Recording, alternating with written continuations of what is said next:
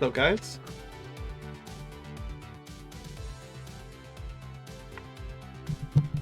How are we doing today?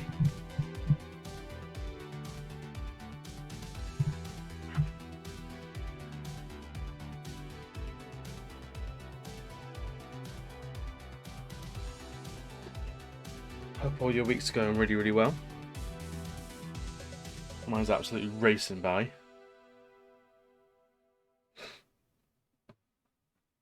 Let me know if the music is too loud or too quiet as well as me, and we'll get that sorted.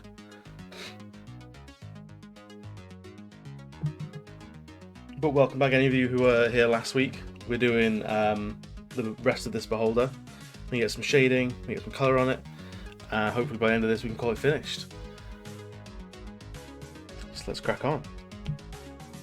Make sure I have layers and pens and everything set up properly.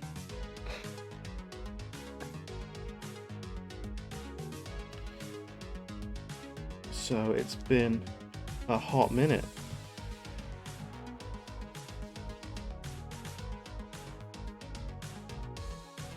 So what have I been up to this week?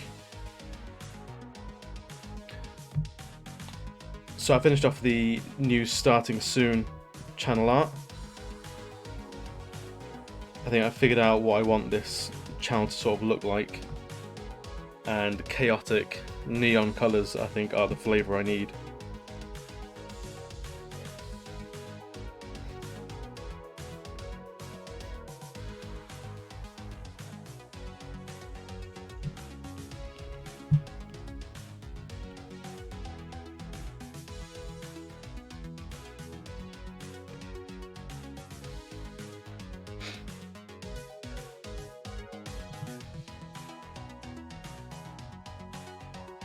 I thought I'd do something a little bit more up-tempo this week compared to I think last week. Keeps us all awake on a Wednesday evening.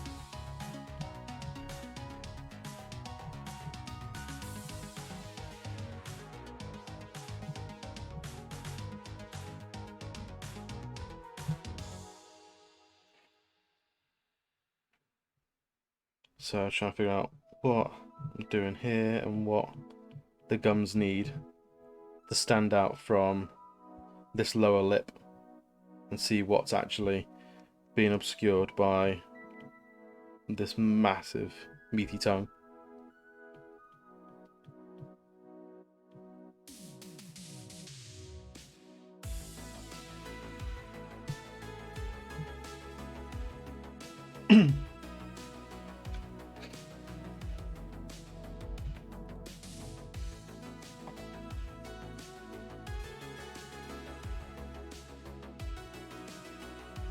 So what have I been up to this week other than all the artwork stuff?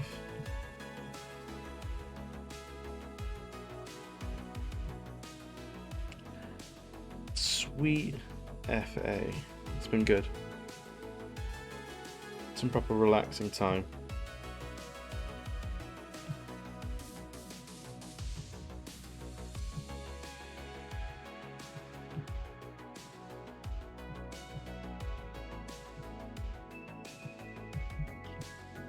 Started watching the American Office again because we've got that back on Netflix in the UK.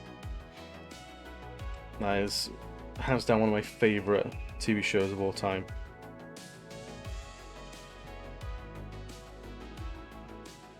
It's just so wholesome.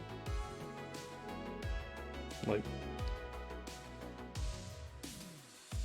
I'm watching it now. There's definitely a ton of stuff that they would not be able to do today.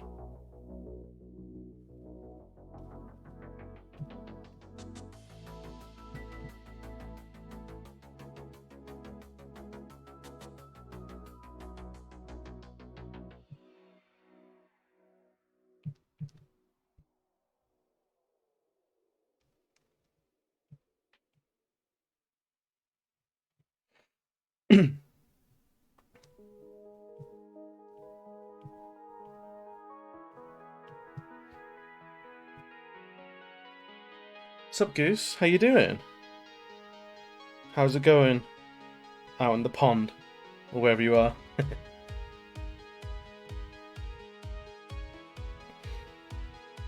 So you been having a good week? You been having a good time?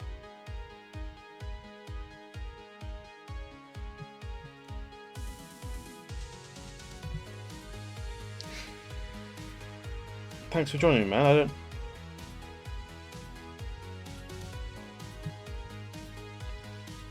So Goose, I think you have me at a disadvantage. I'm not sure who you is.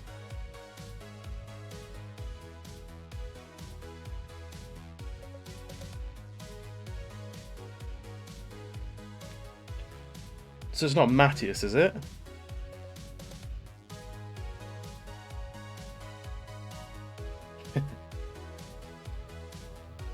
How's it going, man? It's good to hear from you. I'm really good. I'm starting the year off productive as possible. All things considered.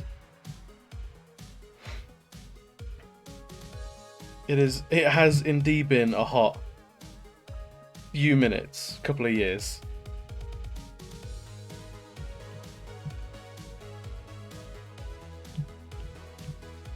Thanks for tuning in, man. I genuinely really appreciate it.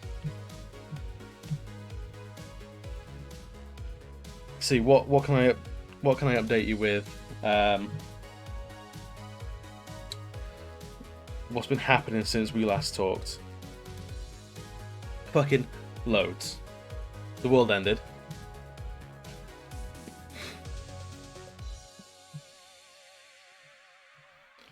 I have figured out a backup plan. You switched job.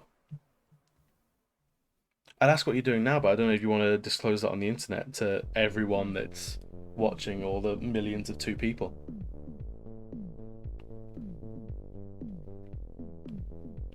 So is it the same industry, just different place, or is it a complete switch around?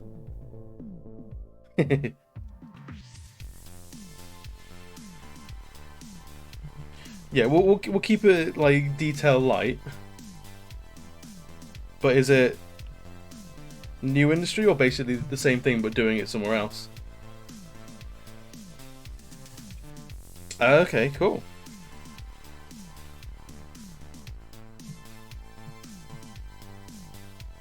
I hope it's treating you well, man. New company.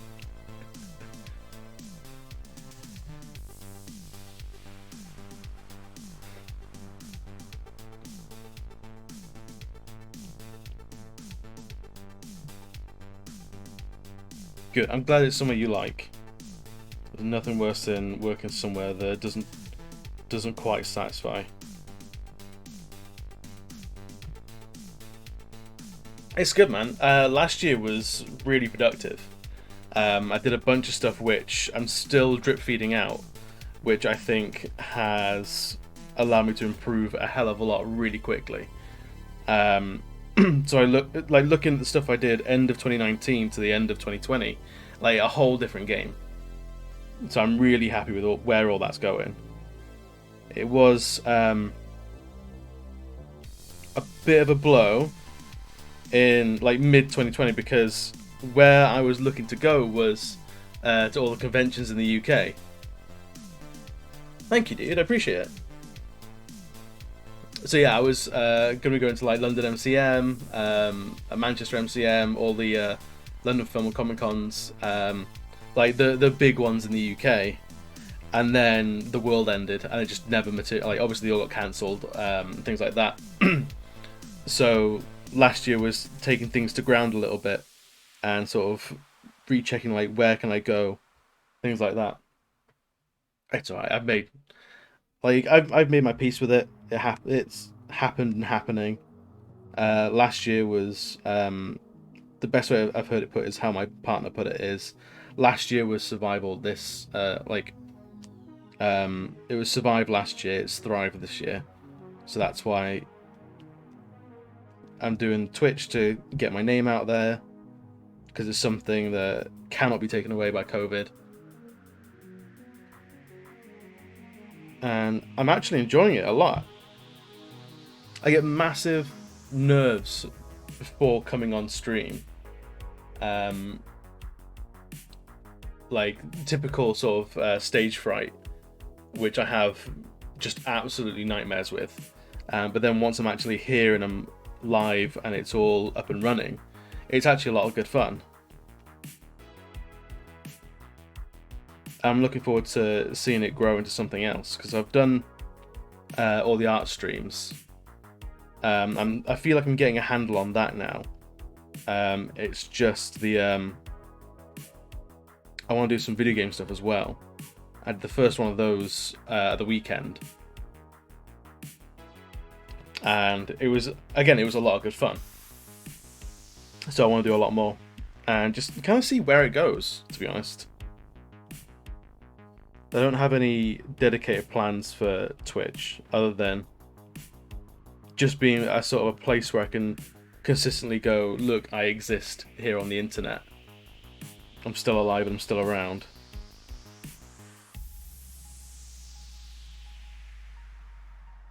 Where am I?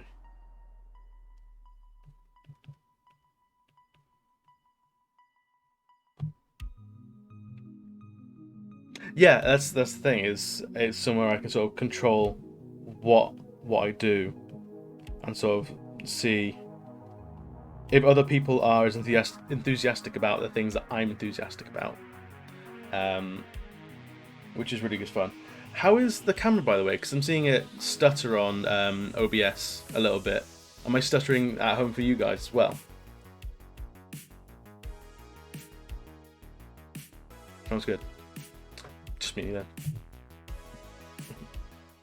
I mean, as long as it's good for you guys, then it can look like absolute garbage for me. It doesn't matter. Oh no. Stop for a microsecond. Yeah, that's what I've been seeing. That's the other thing. It's a huge learning curve, is all this. Because I've done like avatars and like YouTube channel artwork and like Twitch artwork for a bunch of people like Dave and stuff. But I've never done much video work.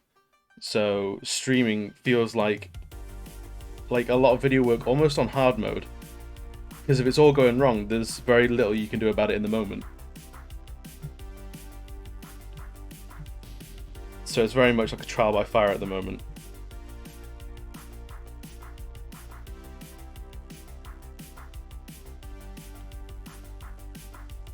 But it's alright, I'm here to learn and get better at it. I feel like even now, like I've been going for what, a month on here? And even now, the quality comparison between stream number 1 and stream number, what, 5 or 6 this is absolutely huge, like barely recognizable.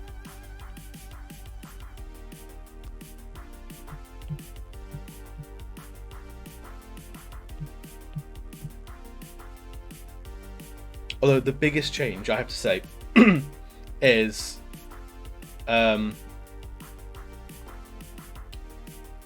drawing while sitting upright properly. Whereas normally I curl up into a ball, hang my legs over the side of the sofa, and draw in a place that my spine hates me for. And so this is like proper posture, it's fixing my back, and it feels completely alien and unnatural to me at the moment. So that's probably the biggest thing to adjust to.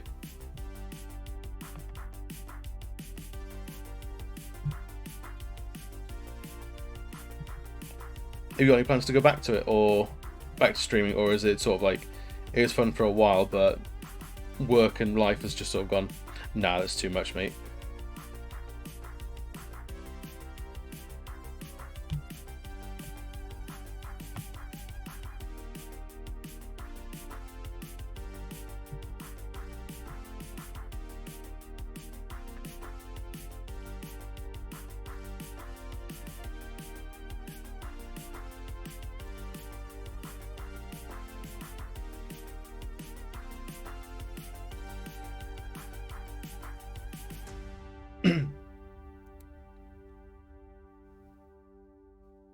Yeah, I get that. It's hard to motivate yourself, whereas if you do it with a bunch of friends, it can get a lot easier.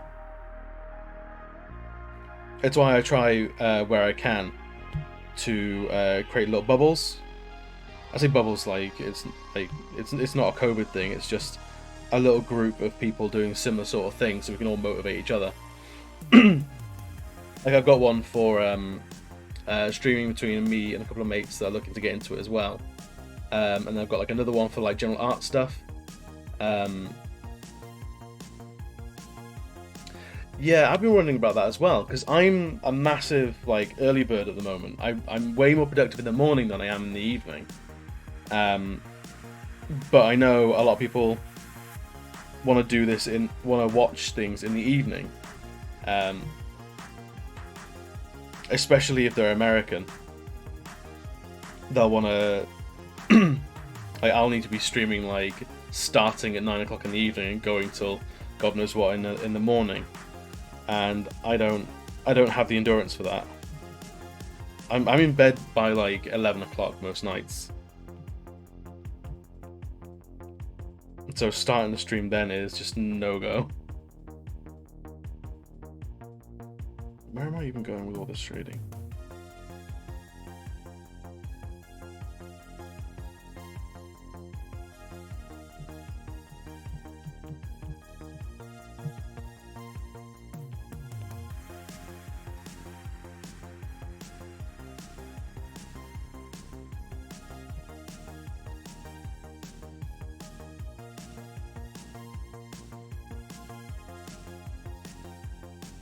Yeah, it's gonna be really strange seeing if and when I get some sort of like audience or following on this, like where they're gonna be based. Because I know Twitch is more like a that's the thing.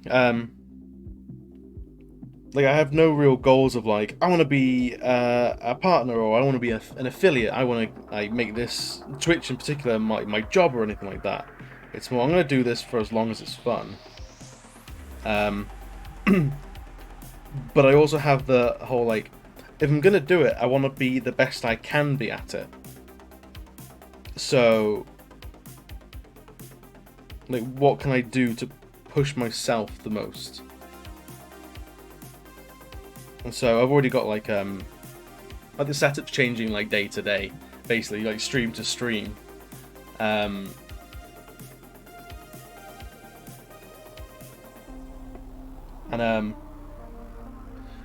So that's eventually going to settle down, and I'll find something I'm properly happy with for good. And then at that point, it's working on this as a craft. So I've been better at talking, like just being more interesting. Like so like what I've been doing in the week, and actually have something to talk about, rather than it's lockdown, baby. I've been doing nothing.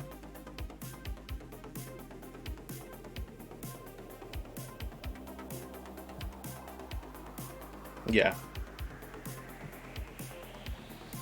I feel like at the moment Twitch is probably more competitive for views than it ever has been before, because there's so many people out of work or furloughed. They're all working from home. There's so many like people streaming now that I'm just gonna be asking for trouble if I try and crack it now. Like I'm setting myself up for failure, but I put loads of pressure on. Do you think so? I know it's easier to like start at the moment purely because everyone's doing it, and that's sort of almost a blessing in a lot of ways. And I know the sort of appetite is a lot higher because I myself, even like the regular day job I have, because I'm now working from home, I've gone from an office environment where I can't listen to the radio, can't do anything like that. And I've gone from subscribing to a couple of people and catching their videos every now and again when I'm on the train, on the bus or the train or whatever, to subscribing to dozens and dozens of people. I'm basically hoovering up all their content because I'm at home for 7.5 hours, like working, but I have no co-workers to talk to, so I've got to like fill that silence somewhat. And streams and Let's Plays and YouTubers has filled that huge gap. And I know I'm not unique in that sort of situation. So there's power to be harnessed. I wouldn't say you're a moron if you can get OBS working. Like, I've struggled with OBS a little bit, but then I've had like zero film experience, so it's like setting up a scene and things like that. And it was a proper afternoon of looking at OBS and just whispering, "Tell me your secrets. What are you?"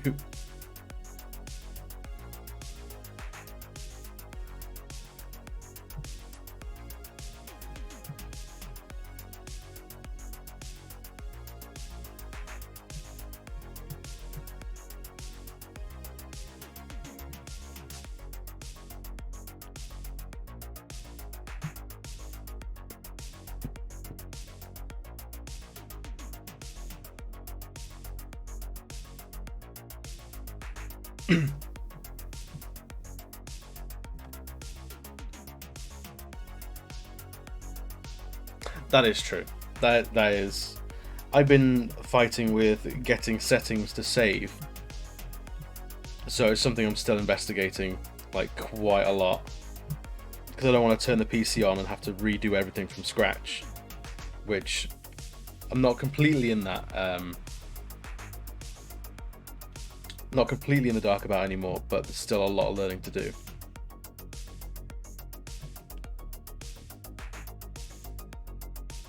Yeah, I've seen like, just through doing research and checking like small like streamers out, there's been a few people who are streaming to one person, and it's like 420p video quality, like no commentary or talking or anything like that. And it's like, I don't know why this is here.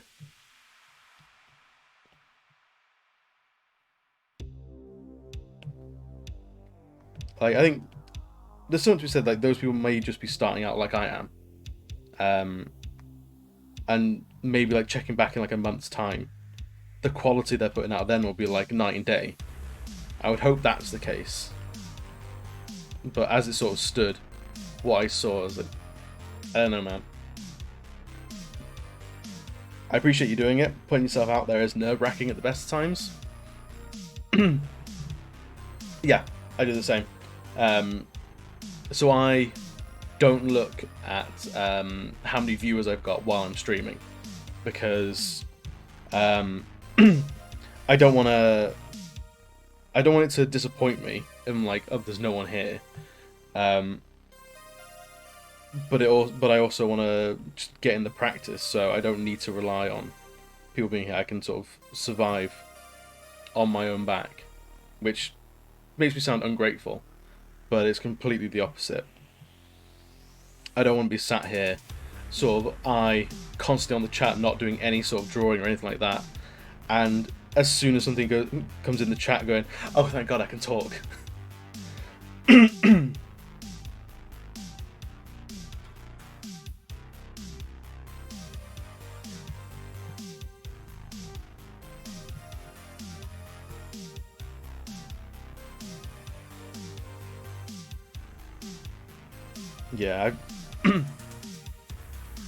Yeah, I've got the two screens up, but it's more so I can see if Twitch is giving me any sort of jip and OBS is giving me any jip, because I've done enough like games design stuff to know that I never trust technology. As soon as I take my eye off like the program, it's gonna turn upside down and like throw a fit.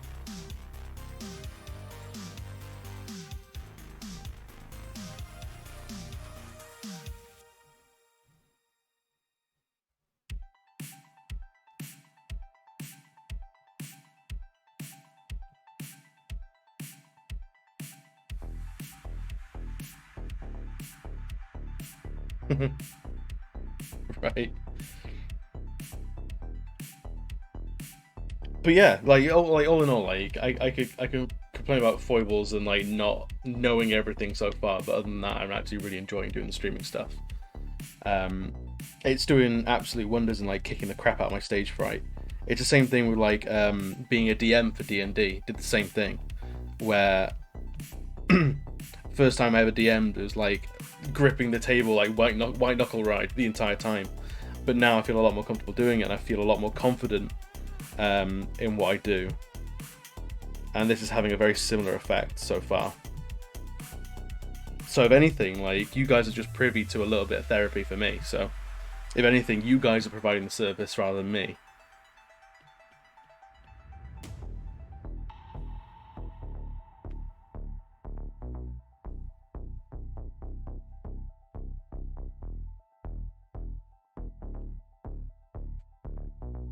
But yeah, it's most of this is just all a confidence game, like confidence in the setup, confidence in your personality, confidence in like your security as well, of like, if you do it and no one pays attention, how are you going to handle that? How can you deal with the silence? And I've been screaming into the void of Instagram for years now, so I feel like I've got some tools from that to help guide me through.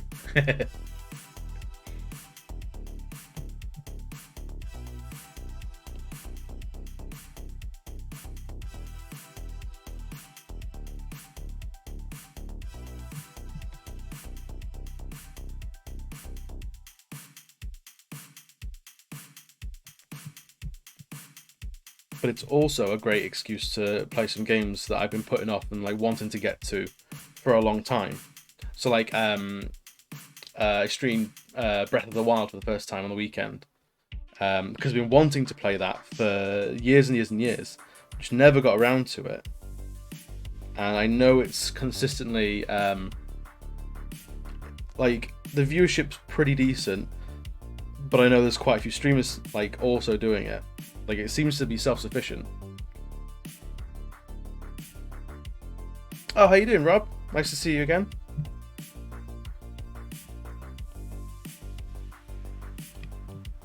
Man, if you're spending any of your spare time from the kids here with me, that's a huge gift. So, because I know those moments are few and far between.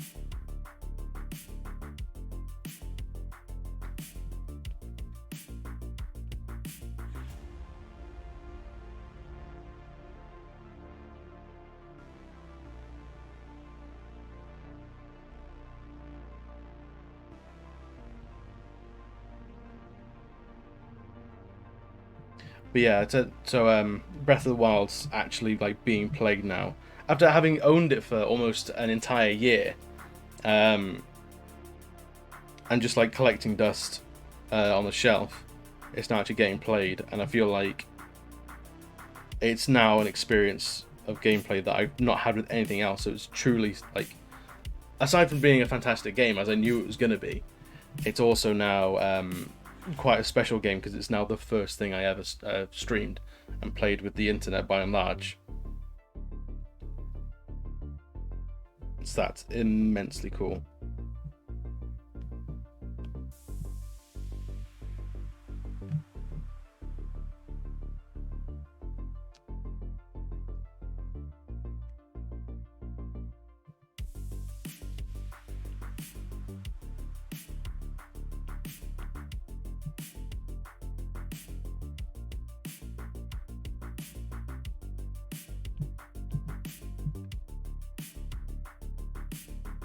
So I'm just thinking, how dramatic do I want the lighting to go?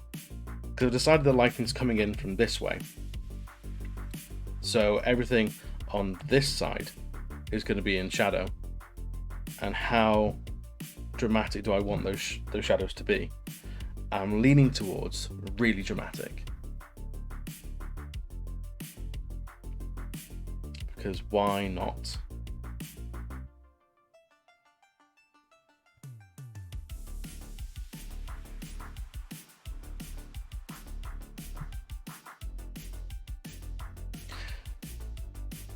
So I do not plan out anywhere near as much as I probably should with my artwork. So there is shading or like details and things like that, which I could well lose in having huge areas of like jet black. But I'd rather draw it and go over it than not have it there at all. So, for example, on the side of this tongue here, so I could, if I wanted to, that could all fall into shadow. And it means these little, like, almost like meaty sort of chunks that I've divvied out on the side, they will basically go into darkness. But it also informs where I can put the highlights. So I will put my stylus where my mouth is and actually show you what I mean. So I keep this line of shadow going on down there, because then now you can see where the line of the tongue is. You don't lose that into the shadow. But this will get thicker. Oh no, absolutely, dude. Like I'm not like unfamiliar with how people consume Twitch media. I know it's going to be you're doing something else as well. And I'd feel immeasurably guilty if you gave me your entire evening, like all of your attention. It'd be too much.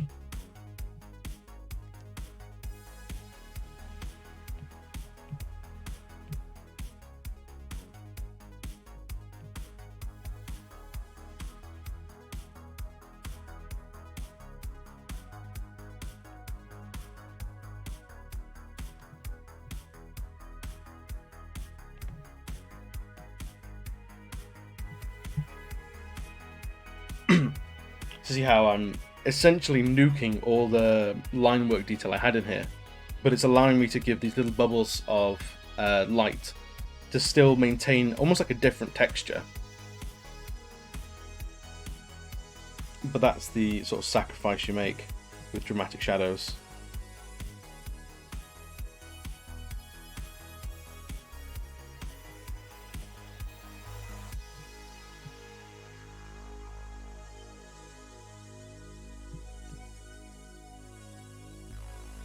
It allows it to look gross in a completely different way.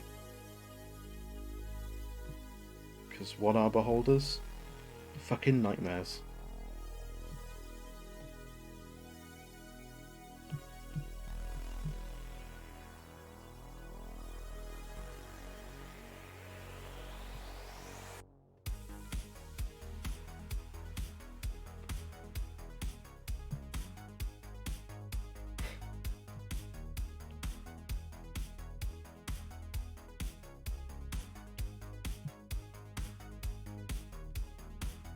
So it's a lot of like give and take with what comes and what you allow to sort of drift off into the darkness. It makes it sound way more edgy than it actually is.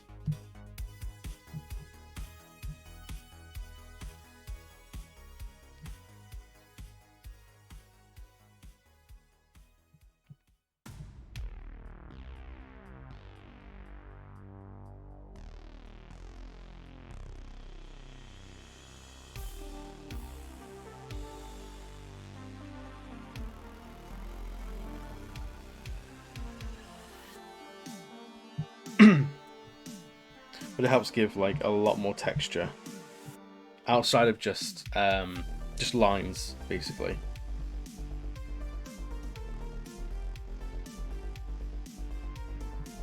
Because now the texture isn't just line after line after line, it's these absences of ink as well, which are the shape.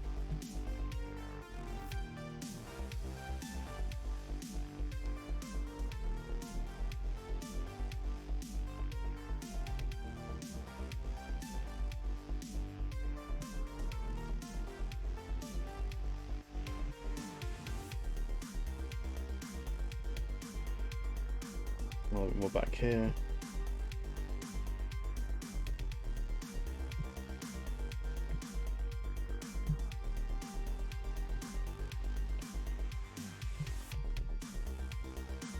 So then the tongue actually looks like it's going back into the mouth.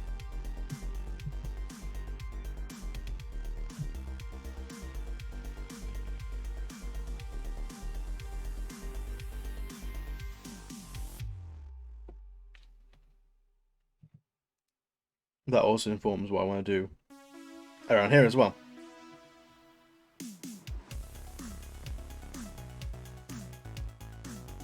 because something I've started doing is leaving these little edge highlights on the outline. It helps define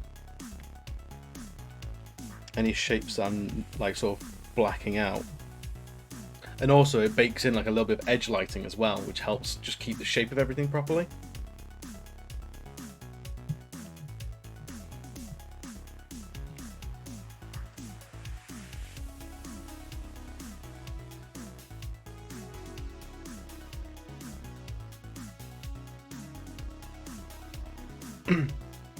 So you can tell that little bit of tongue down there is still completely in shadow, but you know it's not just sort of formless and falling into nothing.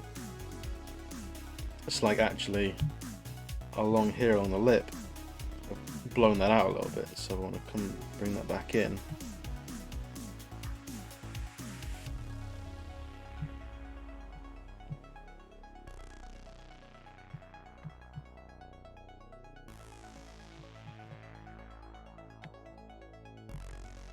So you can tell now the lip still goes underneath that tongue, and you can't just, you don't know what's turning into, like the tongue and the lip don't just sort of bleed together. You don't know how big or how thick one is rather than the other.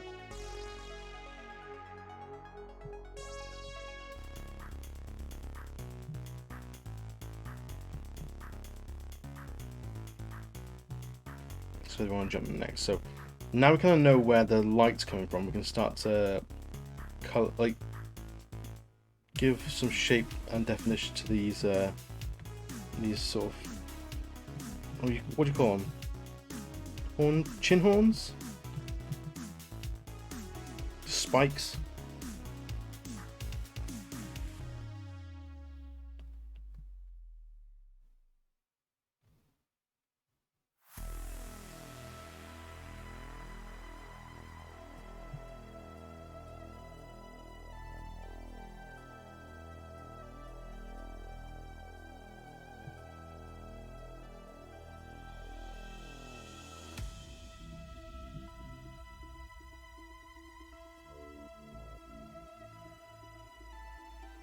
I think we want to finish off the entirety of the mouth before moving on elsewhere.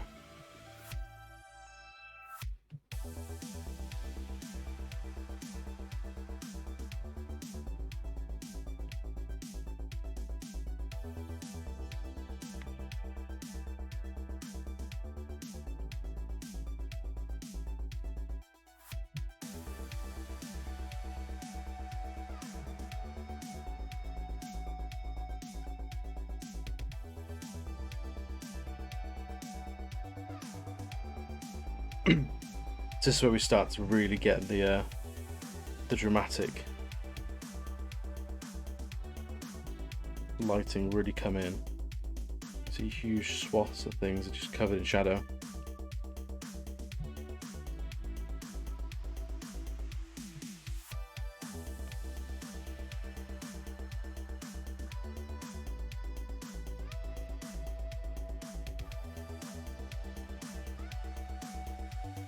That's a bit much. Feeling that so much.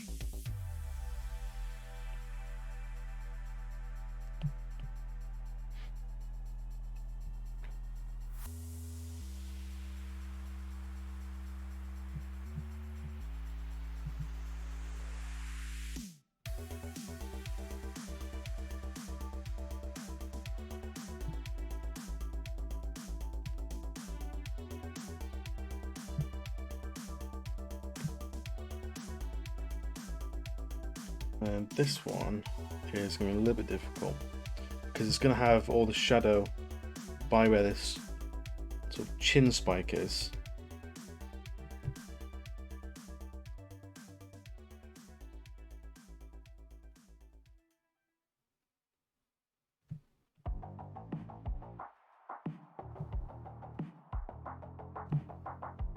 But the actual faces that you can see aren't facing where the shadows are, they're both facing towards the light.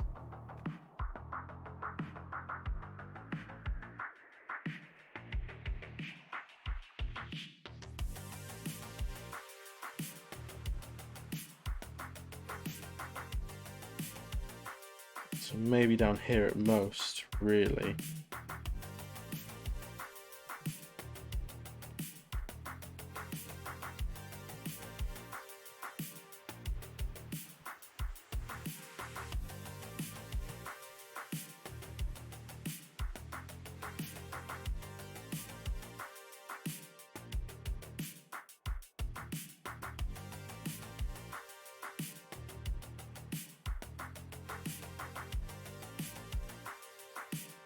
And then just underneath where this eye is.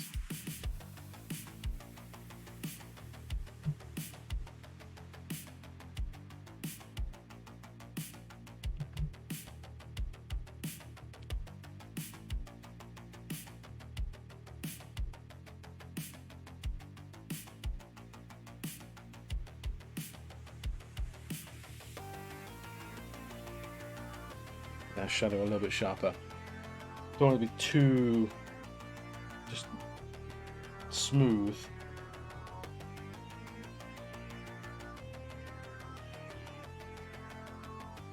And then this bit over here, because we've got this massive cheekbone over here. So this little like this massive cheekbone is like this bit here. So you've got sort of the back of what would be the neck on a normal creature, which is almost going to be entirely in shadow. So that's going to be interesting, because we still want some highlight to show that there is definitely form back here, but we don't want too much.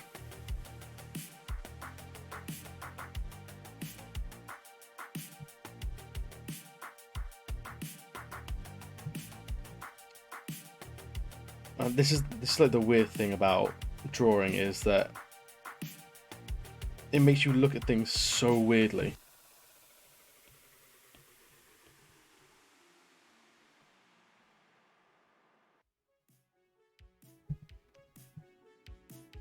If you're not careful, it can sort of like ruin your perceptions of everything.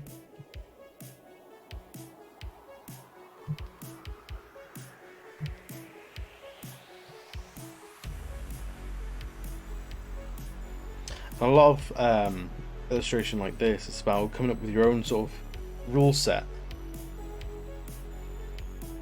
so you know when to. It's like anything really. You want to have your own sort of rule set, so you know when to ink something out, when to keep it, how heavy you want something.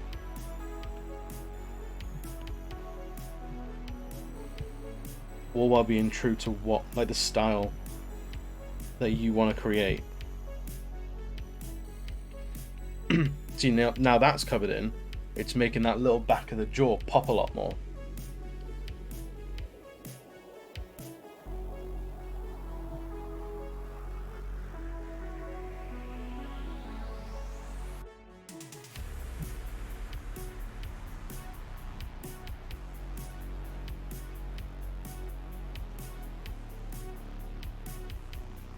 Yeah, it is. It's absolutely a self-portrait. It's everything I draw is a self-portrait. I'm incredibly vain like that.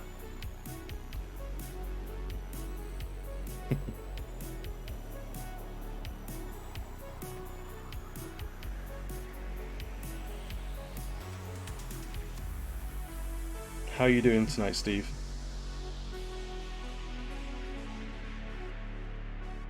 Steve, I think it should be said.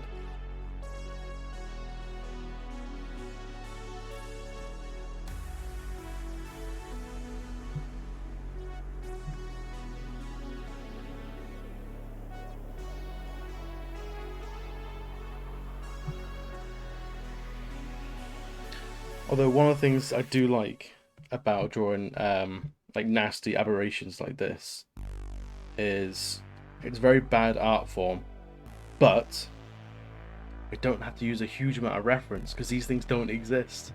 And as long as you generally know how to like make a fleshy sort of meat form, then you're kind of good. Like your understandings of anatomy and things like that can just go out the window because this shit doesn't work. Like, this creature would never live or survive. And even in official artworks and things like that, you've got creatures that are entirely held together by magic. You don't have to worry about are its arms too long or its hands too big, because yeah, everything's too big. It's a beholder. It's nasty.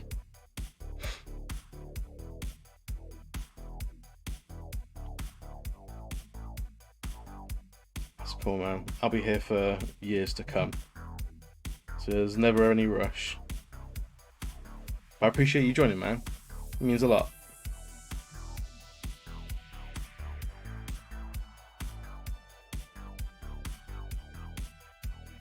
Oh, thank you, man. It was a wild ride, and that was something else that I wanted to do towards the end of last year, which was I don't know if you were here before in the stream. Well, I was talking about things like Twitch and things like that, trying new things and getting better at them, and like making progress in a bunch of ways and stuff that I've not done before. And the Kickstart was one of those things. So it's something I was either going to do end of last year or beginning of this year. And I managed to get the artwork done and finished just in time for like Christmas season. I was like, I can either do this really quickly now, or I can sit on the artwork for about 3 or 4 months, wait till Christmas and January's out of the way, and then do a Kickstarter. I thought, sod it. I've done nothing all year. Let's just get this out the gates and fire it off real quick and see what happens. And it was incredible that it kind of worked. Like, it got funded, the t-shirt got made. I learned a lot of things. I made some decisions which absolutely hammered like how many PlayStation 5s I could buy with it. None. But it was a fantastic little learning experience, and it's now a proper like feather in my cap for what I can do this year. So I was really, really pleased that I managed to get it out and going when I did. It gave me something to talk about as well, when like the entire world's doing nothing, and then I can actually say, no, I'm actually doing something. It was really cool and a nice change of pace.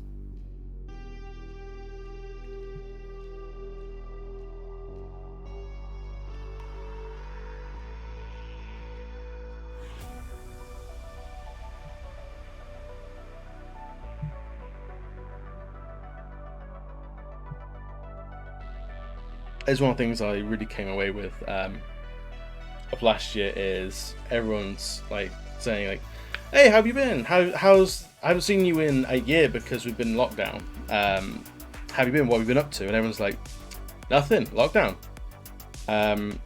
So it's a nice way of actually going, actually no, I've actually done a thing. I tried and put myself out there, and it actually kind of paid off. Here's what I can. Here's how I've been. Yeah, absolutely want to do more. Whether it be clothing, like another t-shirt design, I'm not entirely sure. It taught me a lot about like how big my reach genuinely is. Because although it succeeded, it barely scraped by the goal. So it showed me that I have a lot of work to do to properly get out there and get well known and be able to make these things a little bit easier. But there's definitely things I want to do. There's a ton more t-shirts that I'd want to do. And there's a bunch. I want to do a set of tarot cards.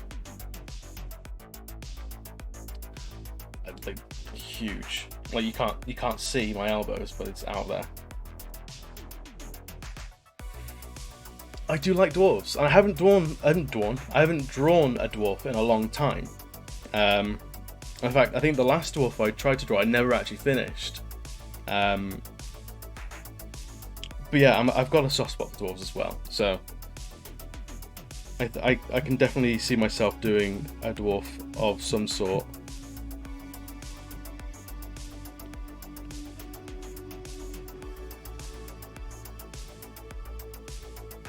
Never dwarf to draw. Well, I have, but it gets really pixelated and horrible. So yeah, there's as long as I can think of like the design I want to make for that sort of a t-shirt, then I'm down to do it. I think tomorrow I've got one of the Zodiac characters is a dwarf, and I think that one will be going up on Instagram tomorrow. Something I'm really, really happy with.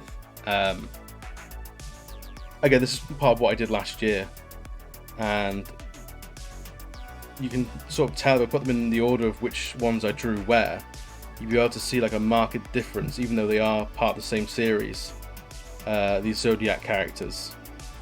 And this dwarf was one of the last ones, and yeah, I'm really happy with how it came out.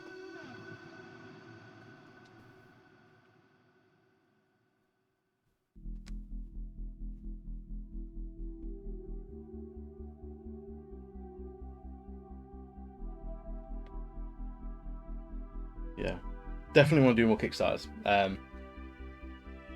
I was toying with the idea of one last year, but the project kind of got away from me, and it started getting bigger and bigger and bloated and more and more bloated.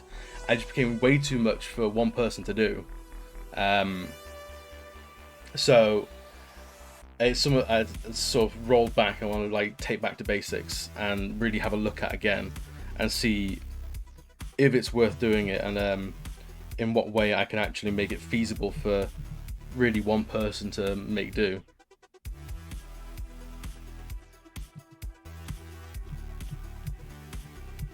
But yeah, I think I need to make a start on it soon because it's a lot of work, but I'd love to do a set of tarot cards because they're just cool.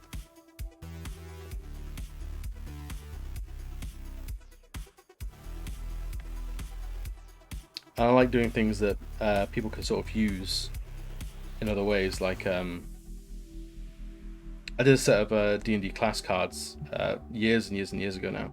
They're still doing well, and people buy them because they will, because they're all fully fleshed characters. They all just shuffle them and deal them out to their players for like a one shot, and then they'll build characters around what the characters they look like. And it's really, really interesting to see people use what are essentially just prints in really unique ways. So I think a deck of tarot cards just lends itself even further to that. I did some D&D magic item cards as well. Last year? Maybe the year before last, actually. It's 2019, which people have absolutely loved. So I really want to do a lot more, because that sort of scratches that sort of writing itch as well. And people like they'll like expansion things for D&D especially.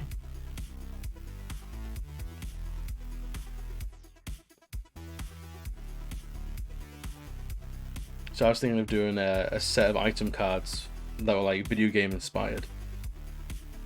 It's a proper like like in Contra you get the like the double shot gun, like the spread shot. So having like a spread shot crossbow doesn't do as much damage, but it all fires it out in a cone and hits everything in that area.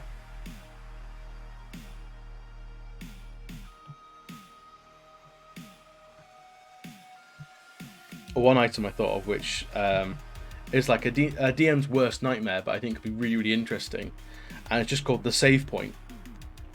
Basically, the players can set the save point at any point in time, so they can use it whenever. But once they do, once the character that uses it dies, the entire world reverts back to that point, but everyone remembers everything that happened. So, for example, a player uses it for like a big boss fight, just in case they die and they get another go at it, but they manage to win and survive. And they go, oh, brilliant! And that character doesn't die for another 10-15 years of narrative time, and then they die and they haven't picked up that save point. The entire world reverts 15 years, and every NPC, every character remembers those 15 years. So you've got bad guys that now know about how the party like defeat them, and where they are, who they are, what happens. You've got characters that they've met, that they know and they remember, but they've never actually met yet. They've encountered things that are like 15 years away from actually coming to pass. And it's a way of getting in that sort of, you know, that sort of fantasy trope where you've got that old sort of witch or wizard, and they're like, I've seen things that have yet to come to pass. And it's like, well, you knew about this for years. Why have you done nothing about it? Of putting the players in those shoes. I think it'd be really fun and interesting to play around with.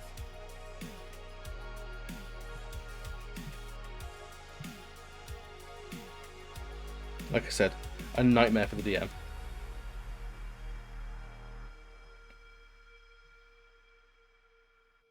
Oh, that's a completely wrong angle.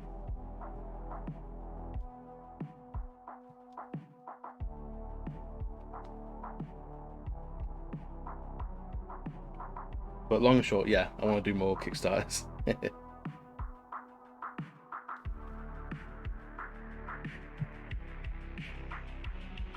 I forgot to say hello, Caleb, as well. I haven't forgotten about you.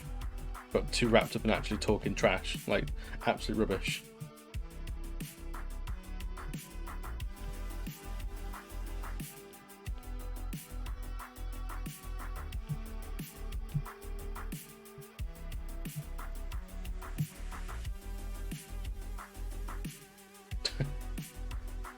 We've had this conversation already. I could never forget about you. You haunt me.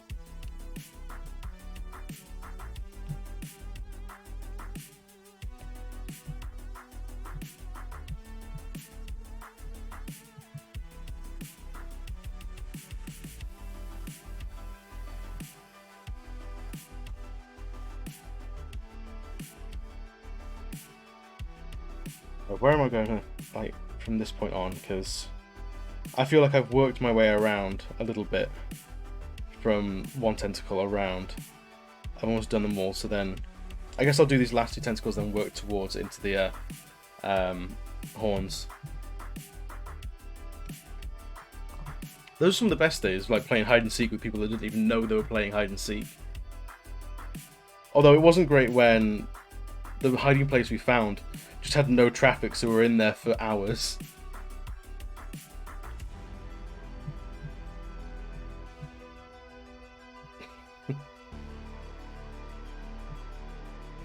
Yeah, basically.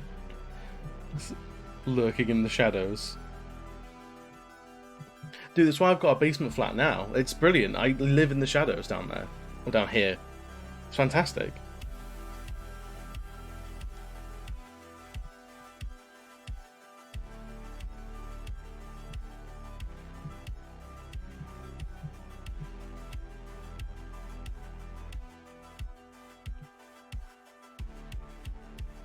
It is our natural habitat, obviously.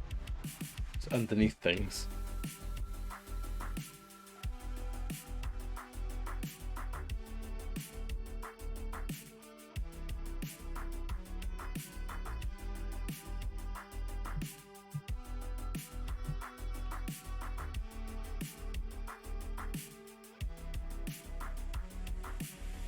So, here's a question to you guys in the chat. So as I'm coming to the end of the inks on this guy, I want to start on the colours, but I'm not entirely sure what colours to do. The thing with beholders is they can be any goddamn colour they want, or the writer wants. So that gives us a lot of freedom. I've done a Pride Beholder before. Did it ages ago. Let's see if we can find it. Where would it be? Print designs. There you go. I've already done one. It's got to be something else now.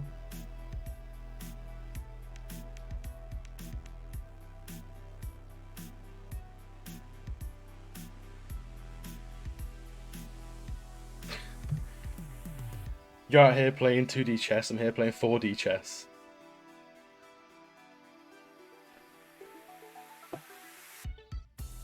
The buy holder. Okay. I can do that. I mean, it's going to blend in with the channel, which, if you haven't noticed, is mostly the bi-colours. Also helps that it's genuinely my favourite set of colours.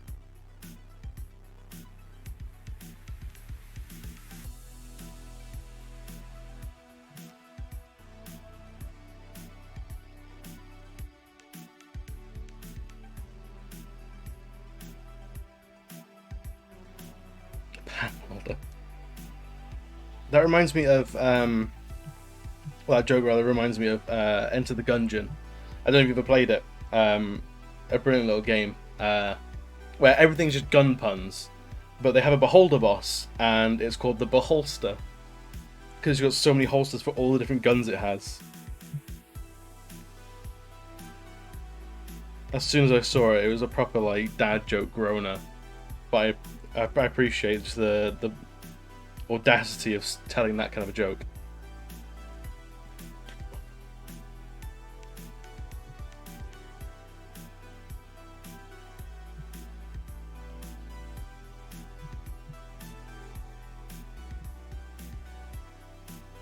Bad jokes are the only funny jokes.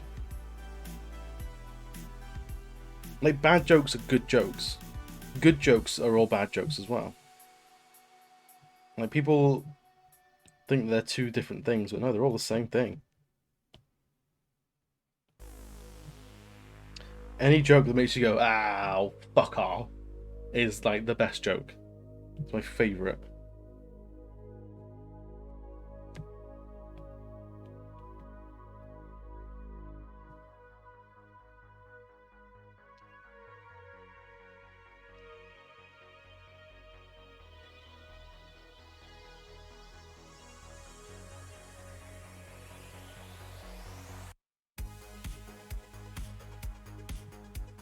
In fact, if you've got any like awful like dad jokes, then please do put them in the chat. It's what I want to see.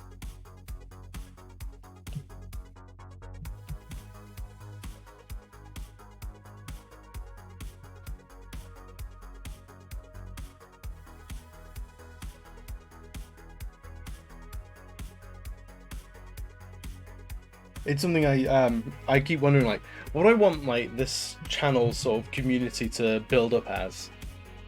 Like, what do I want it to be about? What do I want the people around here to sort of prioritize as like the core tenets?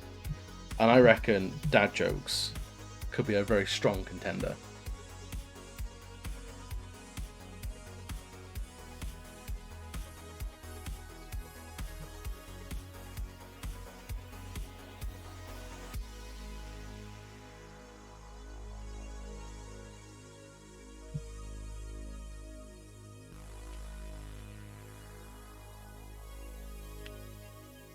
You've rumbled me. I just want everyone to call each other daddy.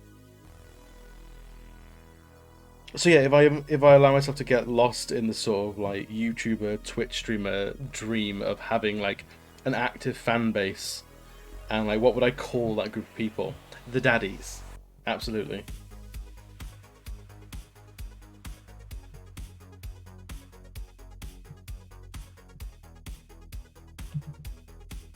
Absolutely call everyone the daddies. You kidding me?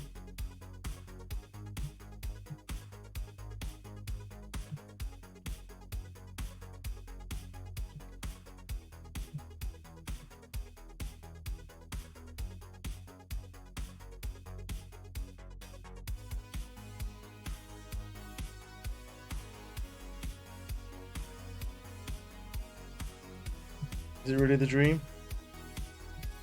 How is it for their health?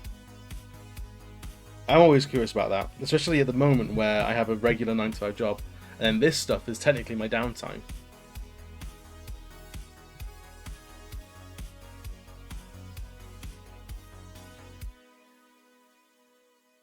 I feel like you're one step away from like name dropping some people as well.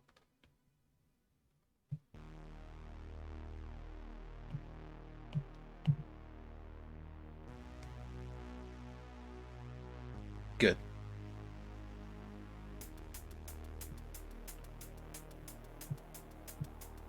I feel like there's been an uptake in like YouTube personalities and streamers properly taking breaks and taking care of themselves, whereas like they've sort of figured out that Twitch shows night shift. Fair. Oof. If that's your body clock, then by all means, then this is the kind of thing that will be absolutely perfect for a night shift sort of mentality. But I've been seeing a lot of like YouTube personalities in particular taking breaks and just going, you know what, this isn't healthy to do 24/7,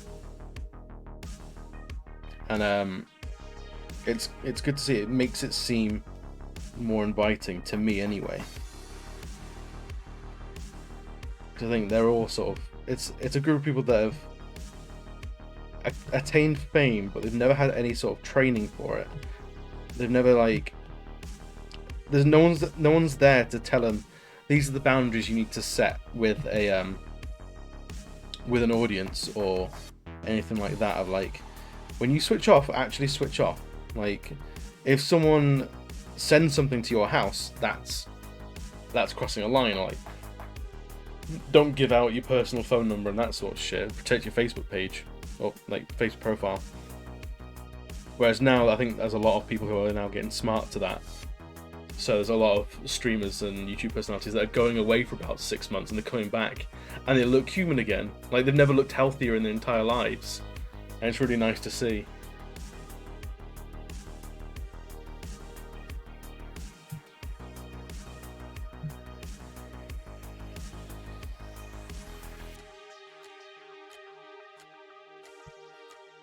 The pro WoW players. Yeah, okay, they won't sleep at all then.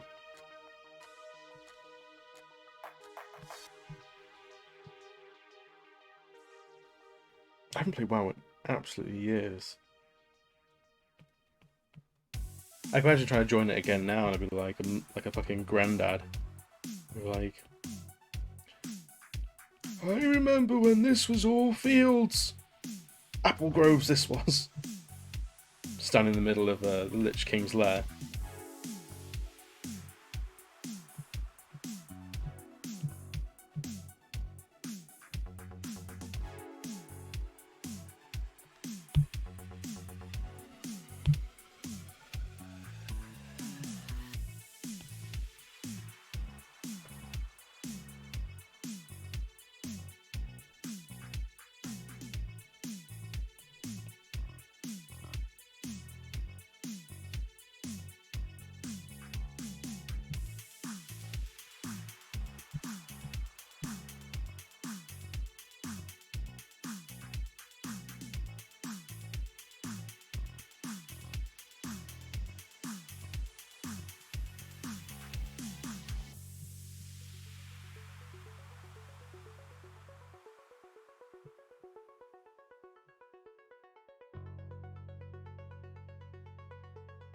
It's interesting joining streaming in 2020 as well. 2021, I guess, really. Because there's so many people now that have been doing it for so long. Like, proper, like, they were like the explorers, and then here come the settlers that are building up all the terrain that they sort of uncovered in the streaming sort of, like, lights. Where it's like, they've got all this knowledge that they're now just, like, passing on, like, the baby streamers like me. Like, hey, remember this thing and this thing don't matter. This thing and this thing, take care of yourself. Like, there's all this advice out there now that I have no idea how any of these guys started without that, without all these resources out there. It's immeasurably, like, impressive.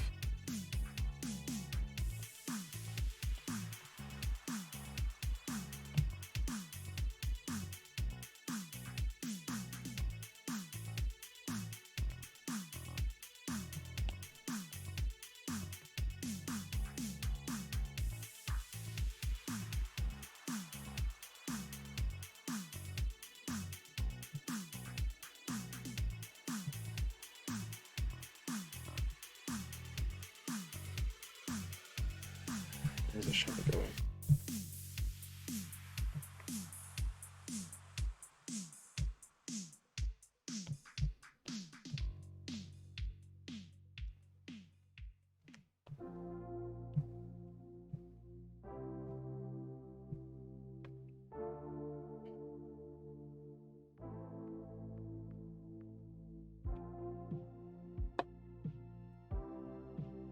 I feel a little bit bad. I promised this stream as a little bit of like we're gonna do some colours and stuff like that. And about an hour in, I haven't even touched any sort of colour.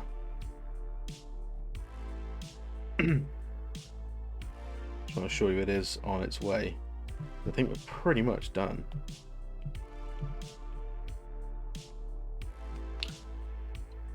This shit will take as long as it takes. It's something I'm still very much getting used to with like commissions and things like that. People asking like, oh, how long will this take to do? I do not know. I have no idea. I'm so sorry.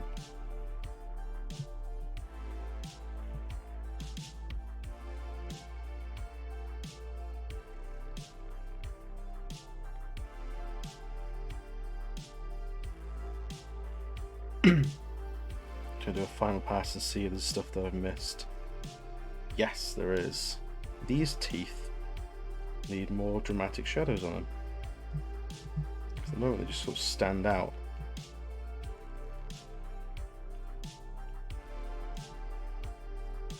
They don't need much.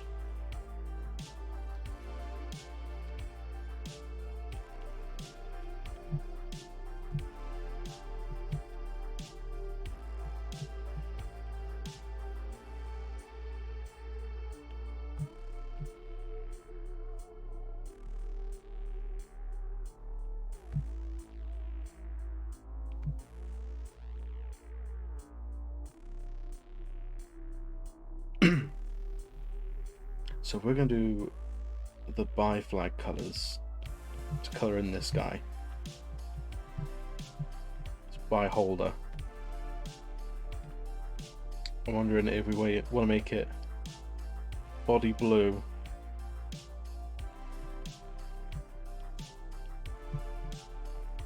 and tentacles out to purple/pink.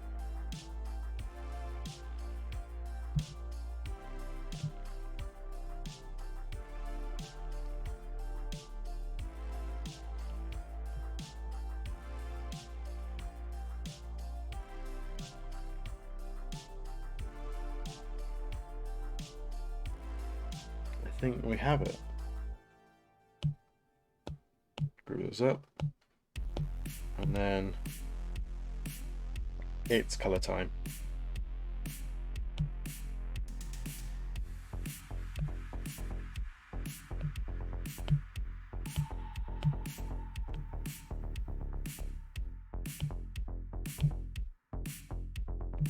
Bigger pen. There we go.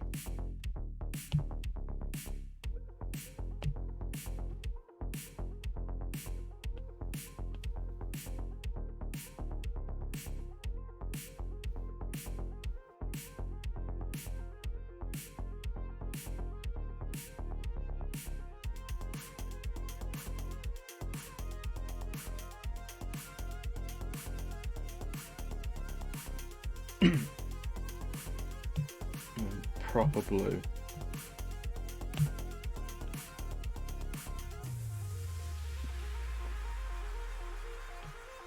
So that's what we're basing this on. So I reckon we make him purple and then pink at the end of the tentacles and blue tongue. Or do you want him to be blue to pink on the end of the tentacles and then a purple tongue? I reckon a blue holder would be good.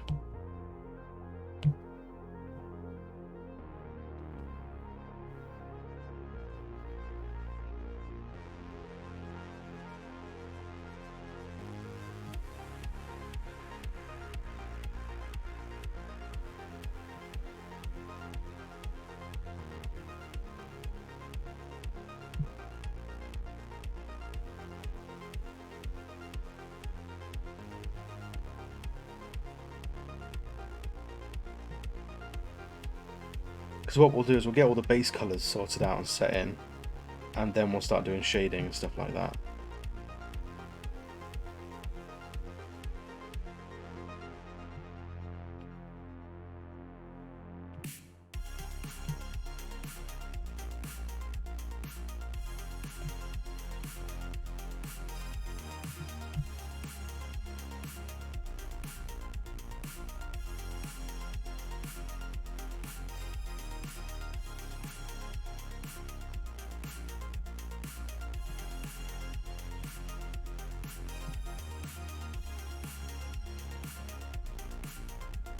It's going to be a lot of blue to begin with.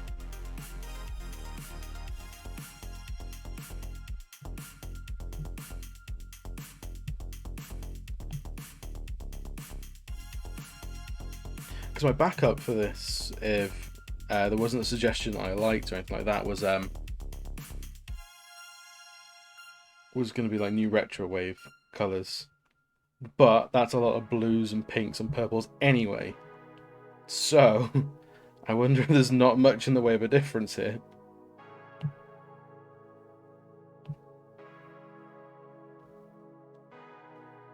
Pog, yeah.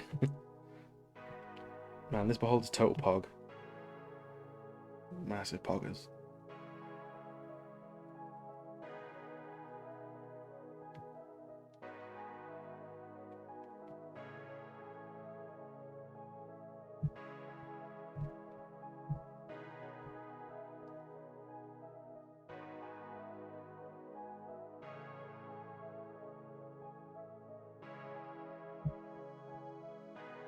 Colouring is something that I've been really trying to work on as well these past like few months. I feel like black and white inking, that's my core wheelhouse. Colours, that's where I slip up. I got colour theory, but applying it to the paper and making it look good, that's all still kind of new to me.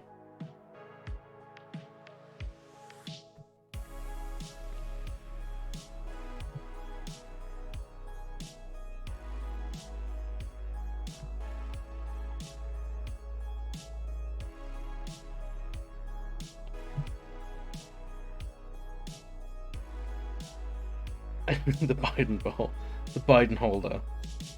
I mean, I've seen a Trump beholder before.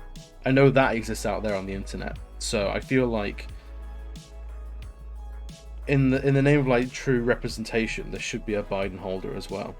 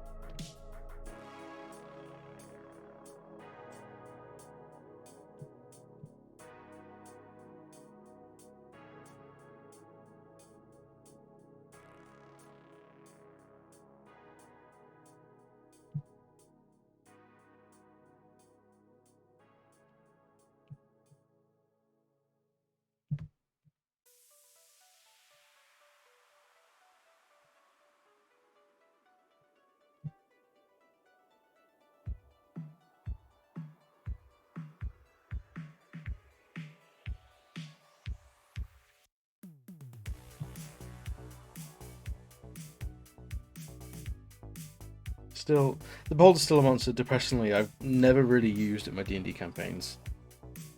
It needs to change at some point. The closest I've gotten is using a zombie beholder, which is not the same.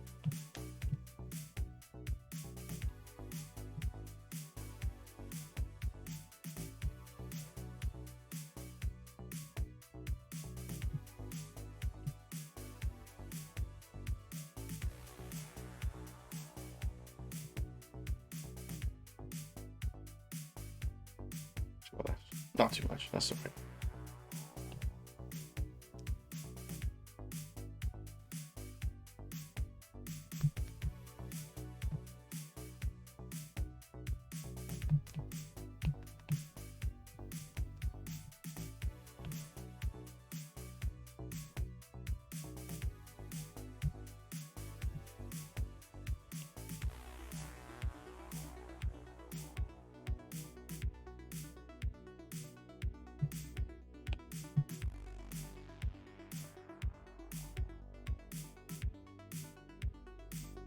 So I'm thinking if we're doing the bi-flag, having blue and purple being the main colours of the body, then having like a proper pink tongue to replicate that sort of pink stripe in the bi-flag.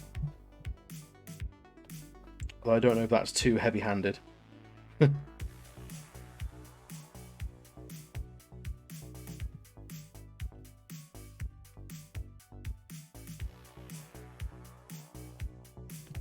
pretty much will.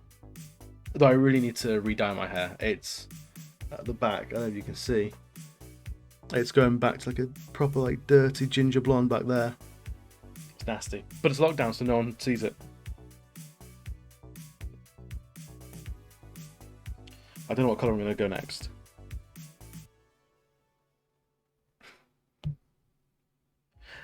My dad is Scottish, so I have a lot of ginger underneath this dark hair.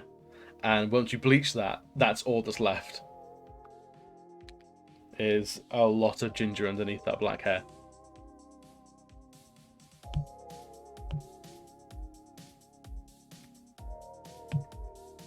Yeah, I remember you were ginger as fuck, Caleb. You have all my sympathies. Genuinely.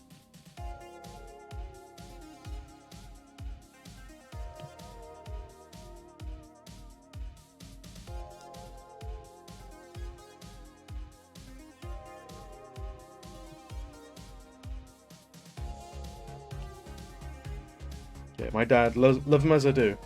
He looks at a picture of the sun and he just bursts into flames.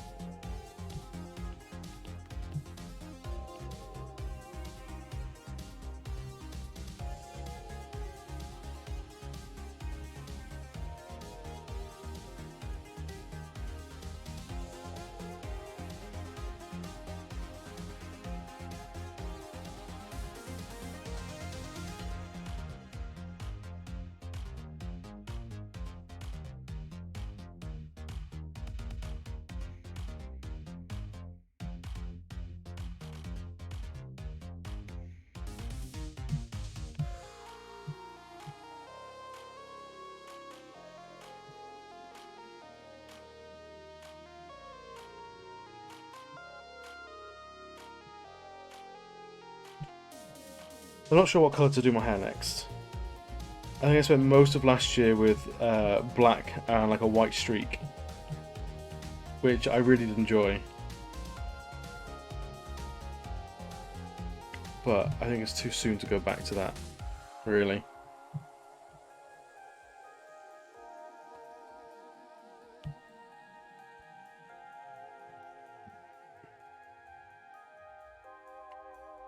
I don't know, maybe green. Thing is, anything with blue means your hair is blue forever. You have to grow that shit out.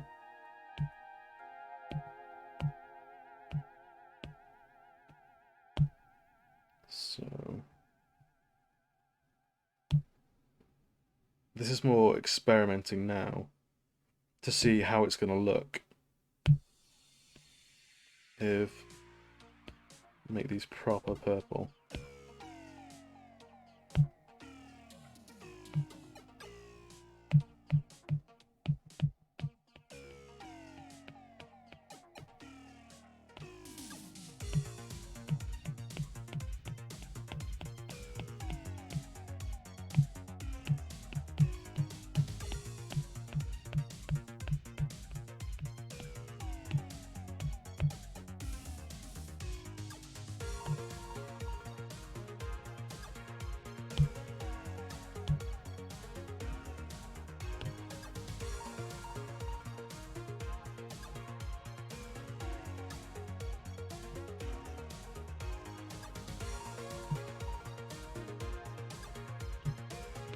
That doesn't need to be coloured in there.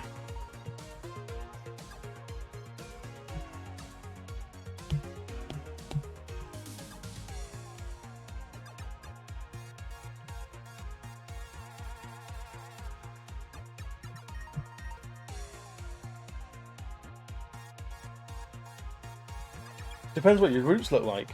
You can get silver. It's difficult. But it's possible.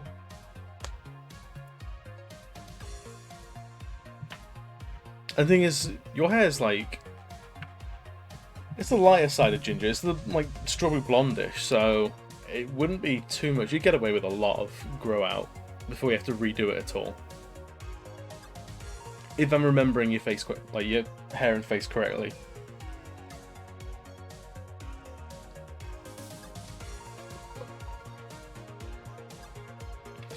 What about this as a general sort of colour scheme?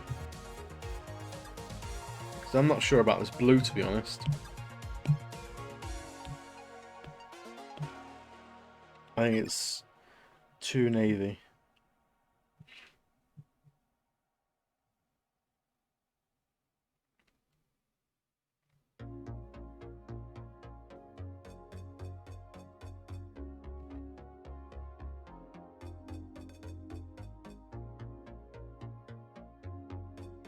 I reckon like a darker, more sickly version of the bi flag.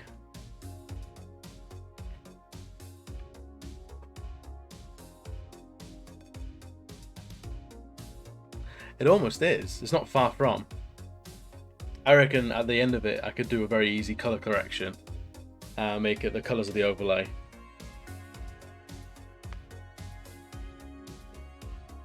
So let's see, what would I make this? Sort of pink, pinky purple.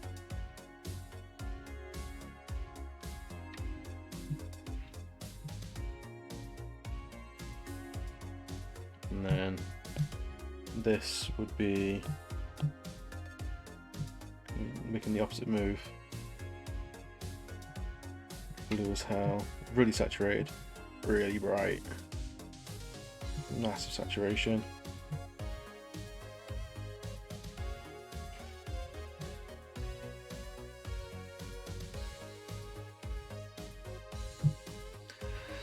See, now I kind of like that.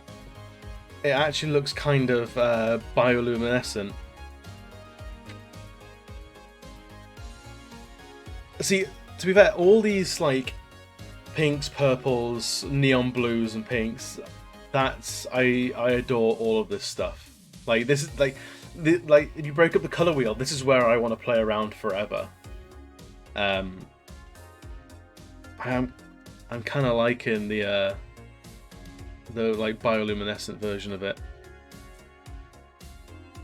Oh, sorry, Caleb, I'm gonna have to change my way.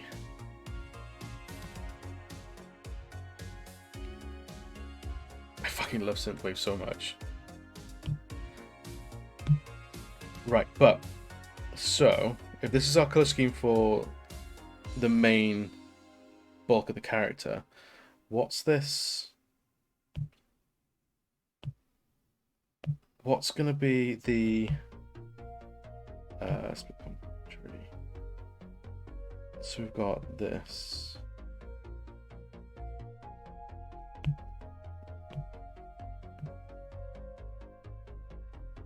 So we've got purple and blue. So that would mean our third color is basically yellow gold. Like almost lemon.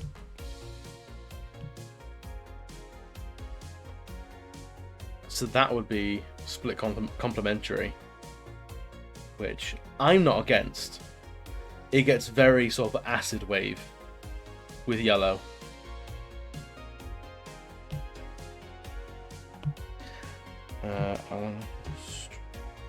So we'll go there. So it's sort of in the middle.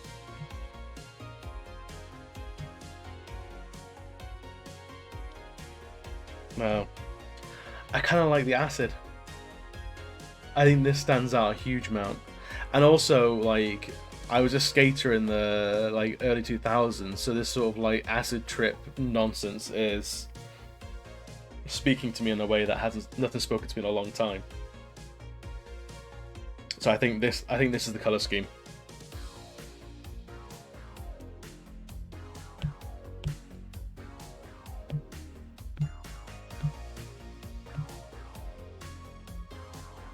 So, just for reference, putting all this shit in the corner.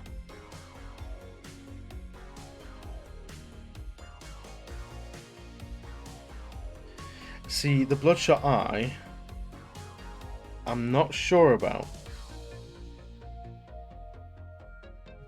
Like, it was proper, like, stoner wave, then yes, absolutely. But I think with any extra colours, we've got to tread very carefully, otherwise it's going to start looking too busy. So at the moment, we've got this triadic scheme. So you've got the 3 points around the color wheel. So this, in sort of like color maths, works. If we start adding in more of these colors like out in the middle of nowhere, so essentially these colors, we start to like sort of dissolve what our actual scheme looks like. It starts to just become less striking. But if we keep it along here, with each one we've got like a little bit of a play around like this sort of area, if that makes sense. That's our sort of wheelhouse.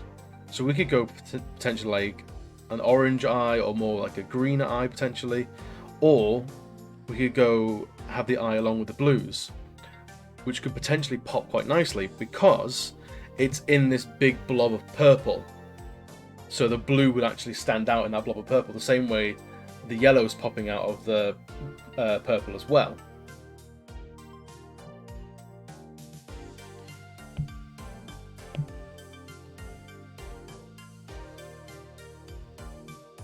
But what I think I'm going to do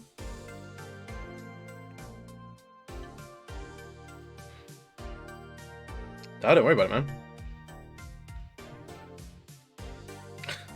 Color theory, man, it's fucking mental. But we'll hide that for now because I'm going to do that a little differently. What I'm going to do is I'm going to color the entirety of the pinky purple, and then duplicate that, color shift it to blue, and then start cutting that out. So then we'll keep that nice fade from pink to blue, but we'll still have all the shading in between that preserved. It's going to make a lot of sense the more I do it. But something that is a surefire bet is the horns and teeth. Because these are the massive like bone protrusions. We kind of know what these are going to be. They're going to be bone coloured.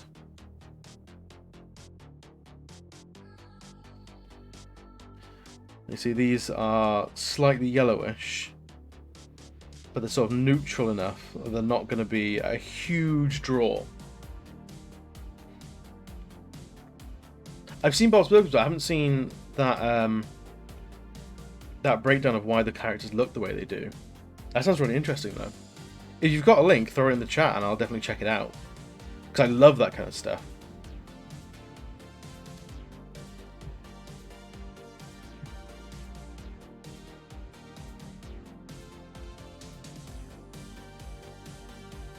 I love the I know you've seen them, but the someone made like the Simpsons characters in over-analyzing Bob's Burgers. Brilliant. Oh, brilliant.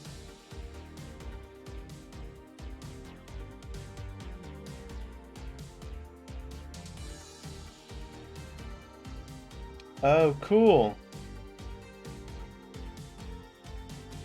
Yep, that's right up my street. I'll read that properly later, but that already is a really interesting thing for me. Yeah. Color can be a massive like signifier of what you want things to... what you want people to react to a character like, without actually saying like, this guy is the bad guy, or this guy is the good guy, or this guy is sad. When you can say it with color, it helps save a lot of time.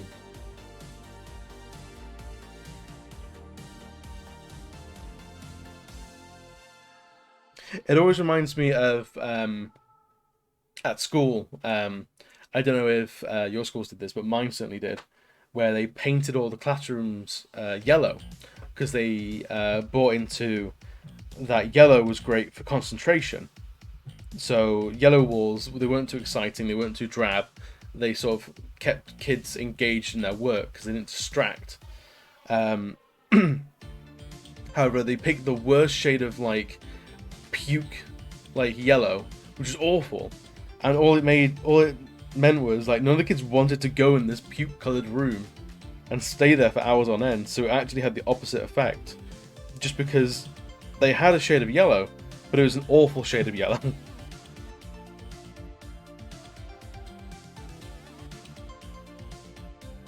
So it's like they kind of knew the theory, but they didn't know it enough. Yeah, there's that sort of like baby shit yellow. It was absolutely dreadful. To my knowledge, those rooms are still that way. There was one block at school where the rooms were still like blue, like powder blue, and it was much more chill. Like, and I remember now, even now, like they weren't necessarily the lessons that I did the most in, but they were the lessons that I chilled out the most in, because it was just like this nice soothing sky blue. So even on a rainy day, you go in there and it would at least feel like a nicer day outside because of the surrounding room. I don't know if other kids felt that way as well, but it definitely helped me in those classes. Just chill out and not stress so much about whatever we're studying for.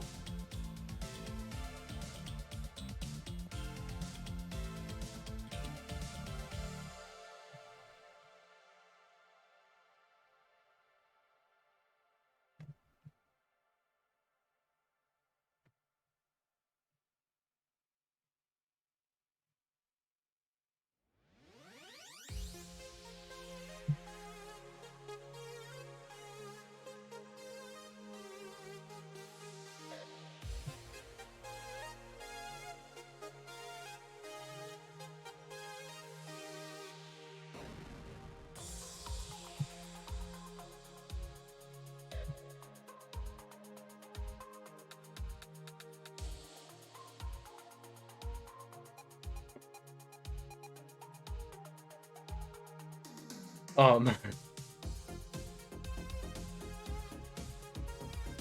Yeah, retaking an exam because of that is awful. But yeah, I fully support the theory that the colour of a room can do a huge amount to affect your mood and just like how you deal with things. So I did read in that the Bob's Burgers thing you linked, Steve. Bob is whites and greys to symbolise that he's got no like he's living like a passionless life, and yeah, that's definitely how like offices feel to me. These are all these white and grey rooms that are nice and inoffensive, but just through that inoffensiveness, they just bleed any sort of personality or will from you.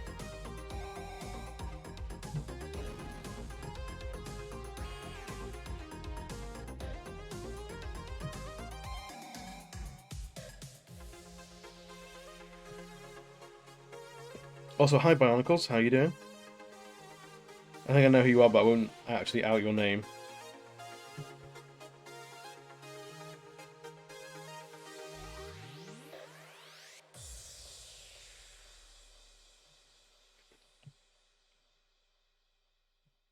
How are you adjusting to, what was it, week 2 of working from home for you?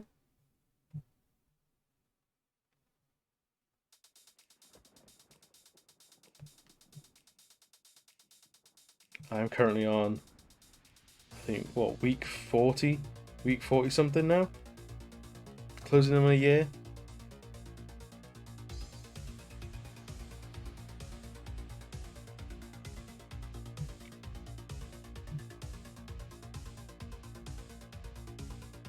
I pushed back pretty hard at the beginning of last year for working from home because I dreaded the idea of bringing all my work home. I used to be very good at leaving work at work, and the thought of bringing like my desktop and like the work day into my living room filled me with dread. However, now I couldn't imagine going back into the office. Yeah.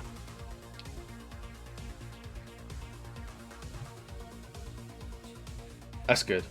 If it helps anxiety at all, then it's an absolute win.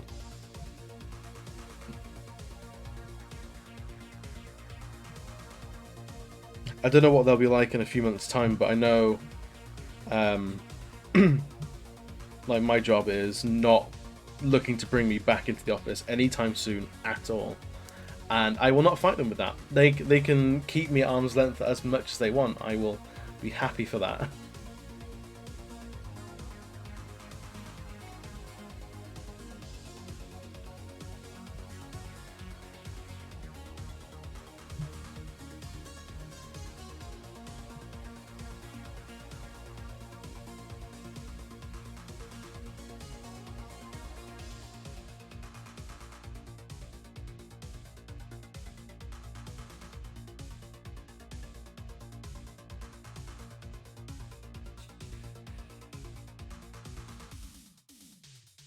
But yeah, work from home, man. It's the way forward.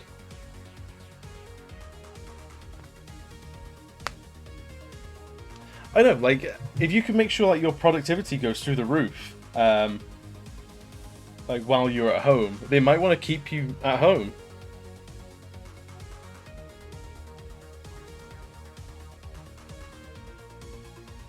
You go, clearly this guy works better at home.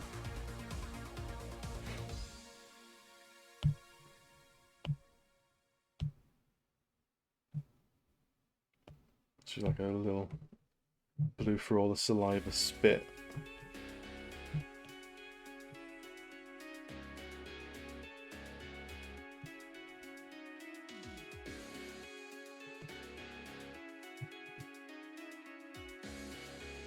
It's called harassing your co-workers on Skype, Caleb. It's just non-stop eggplant emojis.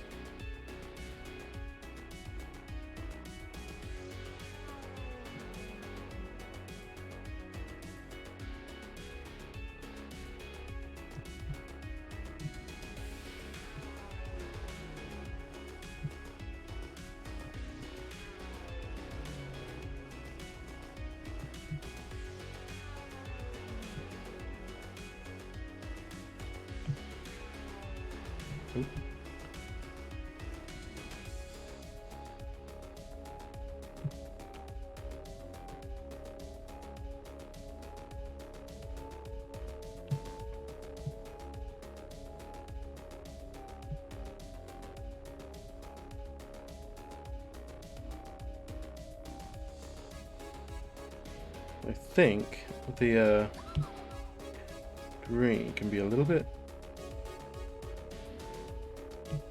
different. Oh, ignore that. A bit brighter.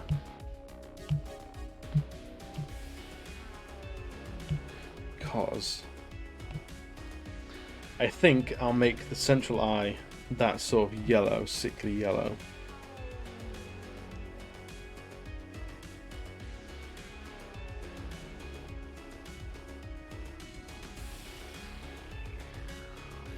But I reserve the right to change it at a moment's notice.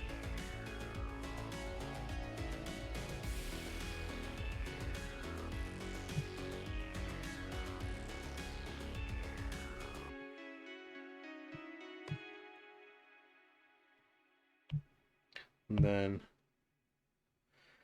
I think some sort of like deadish, like pinky purple for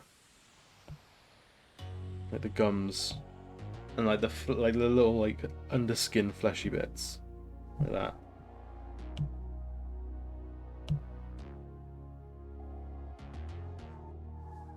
It's like dead grey.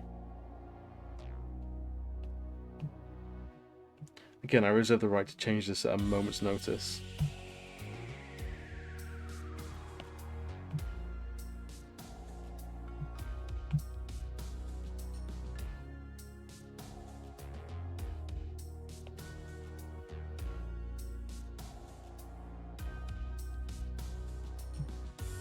With how saturated the rest of the character is, a little bit of almost grey can help just tone it all a little bit back down. So it's not quite an assault on the senses. So the teeth will already be doing that a little bit. This will help just a little bit further.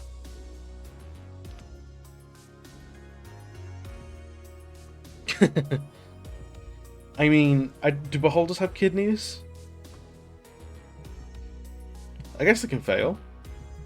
I mean, it paints a very sorry picture for what this beholder is, why it's so angry.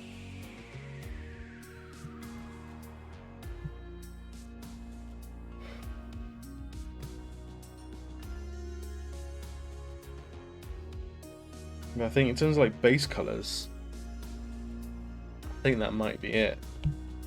Bear in mind, I will be adding in the blue later on. So I haven't forgotten it.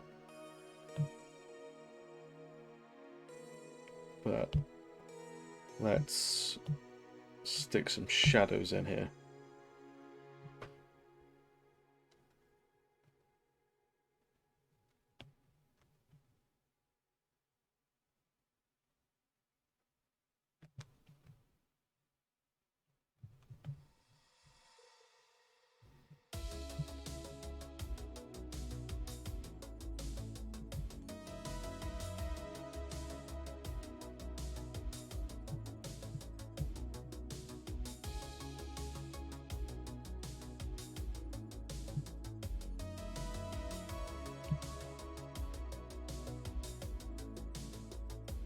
Thank you, man. I appreciate it.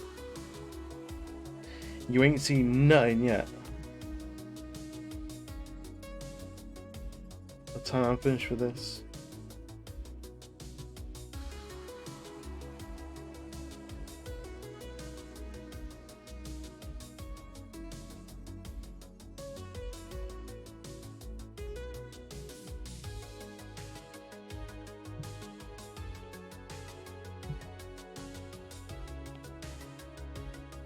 It's gonna look completely different.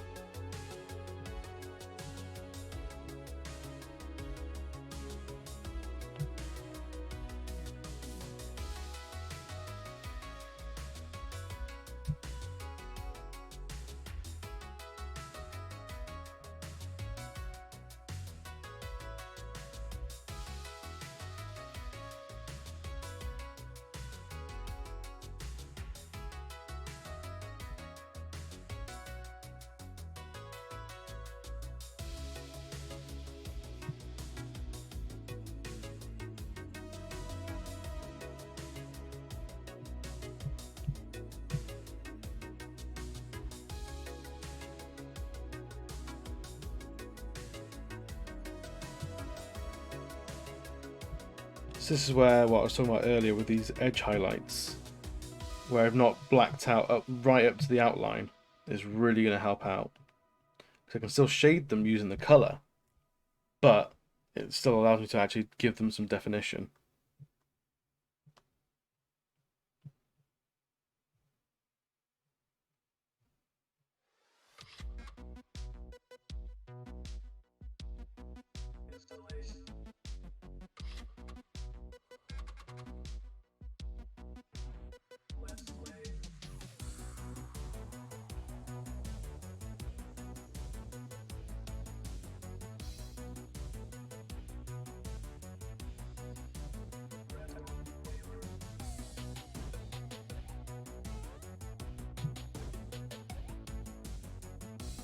I have no idea where this playlist has gone, but I'm a little bit loving it.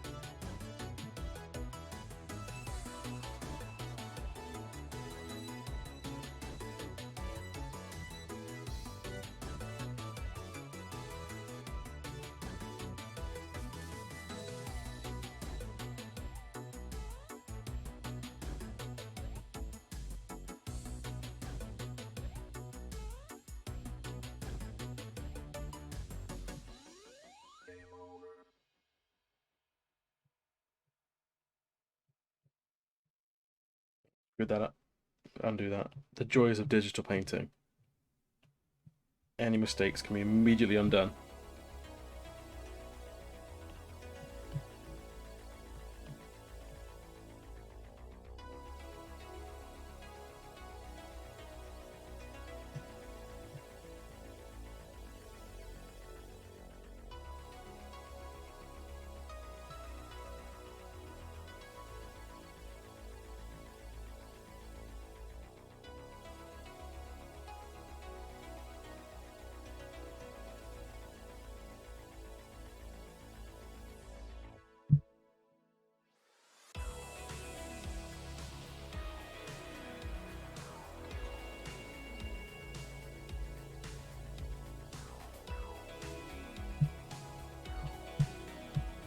So here's where my iPad has started to refuse listening to touch controls.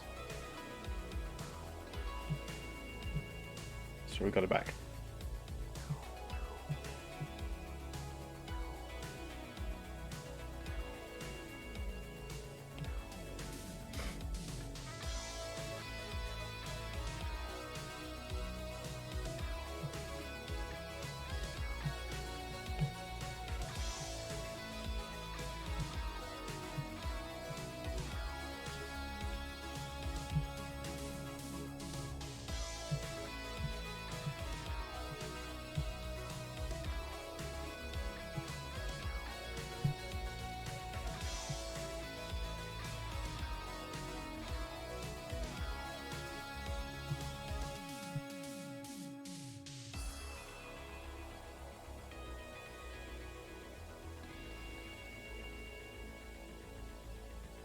So all this bit down here I can afford to be a little bit heavy-handed, because this stuff I was toying with just completely blacking out. So anything I was considering for complete blackout is a good candidate for shadow or just shaded color.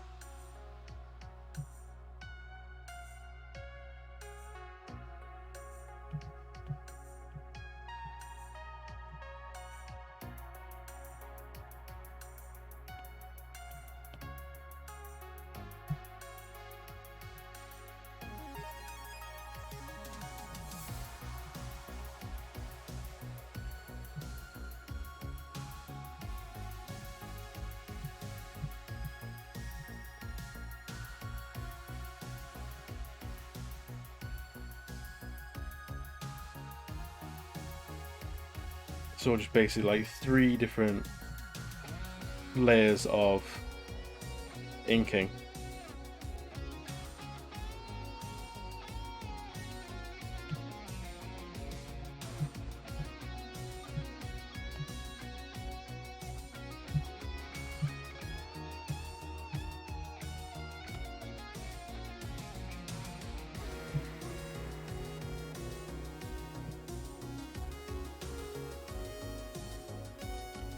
So I am going to go on to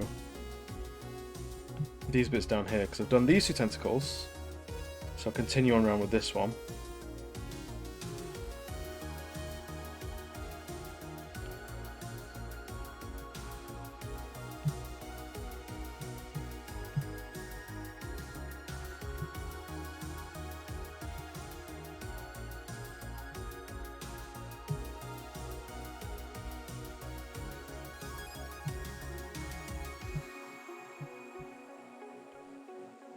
Here's where I can use these sort of almost dashed lines that sort of hint at proper like geometry, like form, as like colouring in the lines.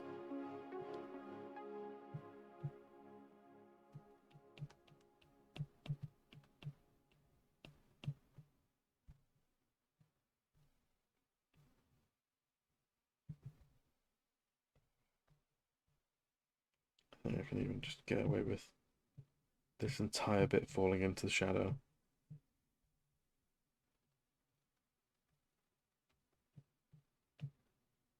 Down here as well. Has the music stopped? It has.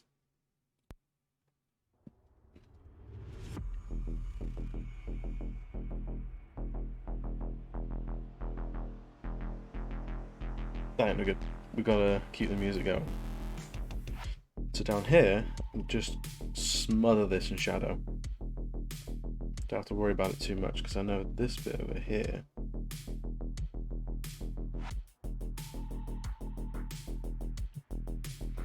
so especially with how I draw things, it's all about connecting the dots.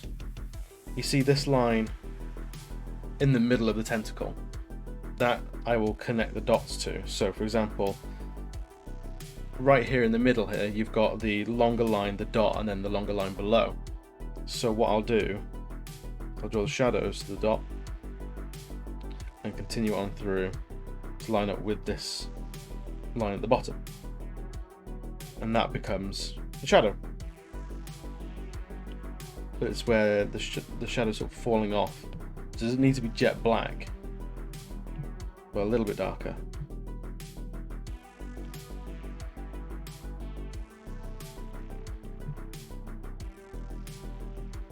And that's what goes back to what I was saying before about just making those little, almost like inside rules.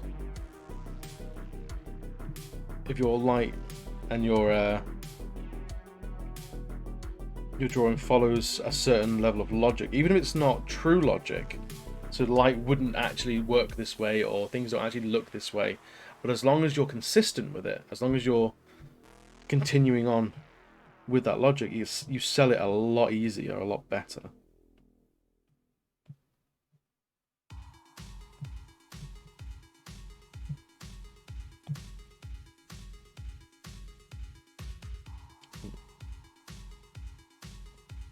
See how I sort of missed that line there.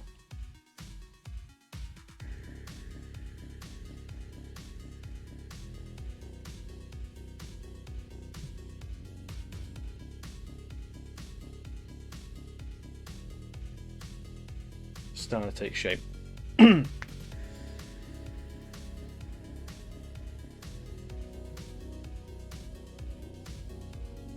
a fan of that. Let's go like that.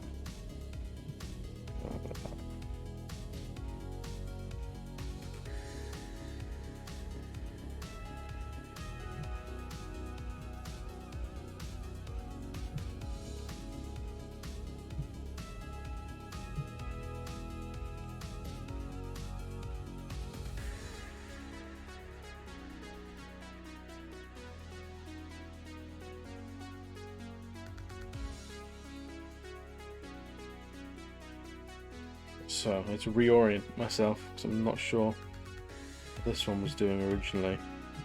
I think it was just little pop marks. Just little like blemishes and knots in the skin.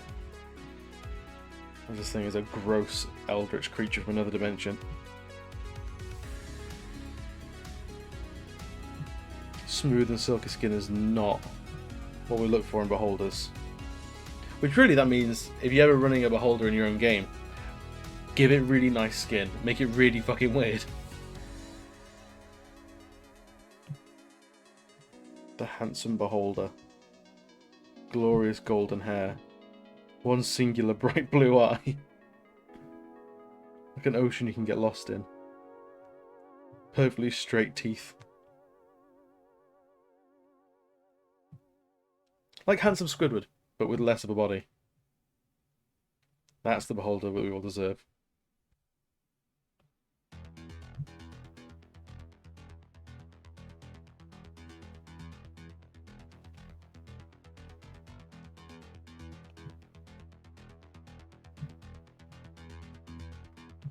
I will not draw that. I think I have it in me.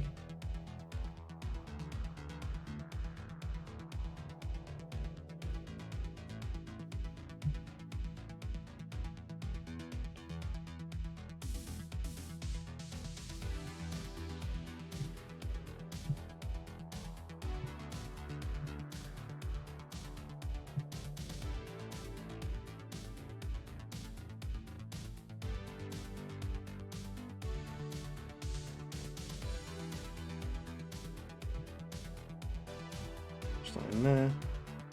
Oh, nope, got away from me. I would love a Johnny Beholder. Beholder Bravo. I would absolutely be in love with that.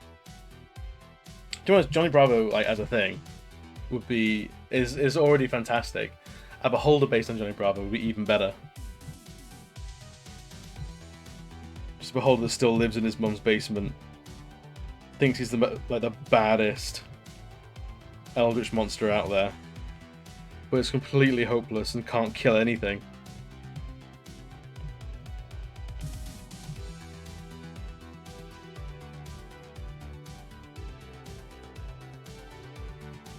Of course, it's got one, like, an aviator, like, sunglasses with one eye on it. Each little tentacle stalk has a little aviator on it as well. The full effect.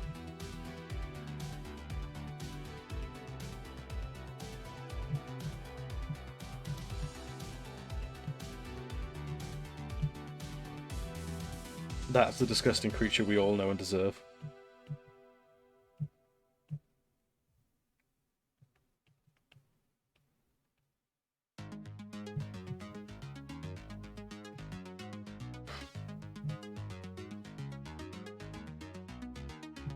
Yeah, I was rewatching some Johnny Bravo, like, from not too long ago, and it is amazing that show ever got made.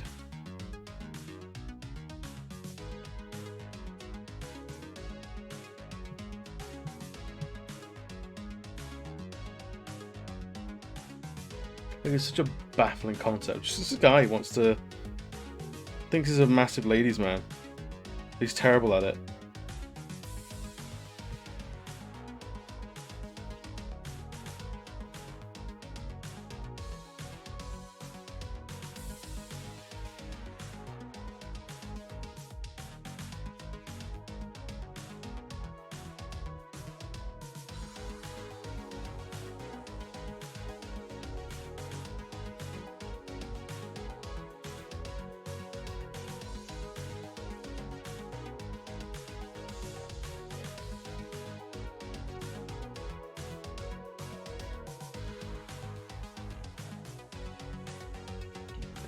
Next tentacle. Oh, what, just halfway past the halfway point on all the tentacles?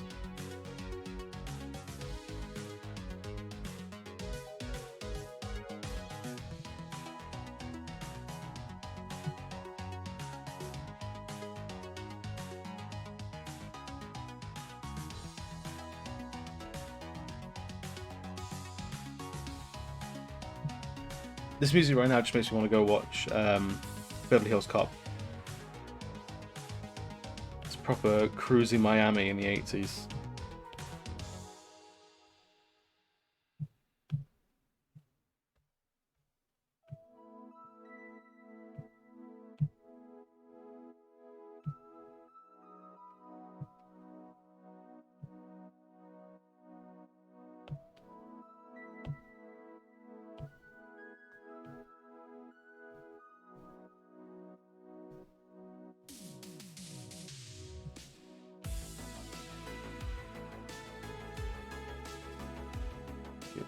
That into shadow as well.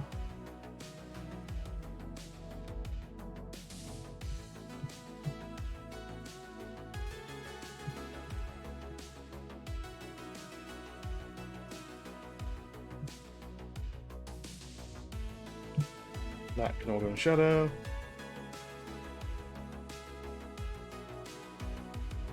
And this can as well.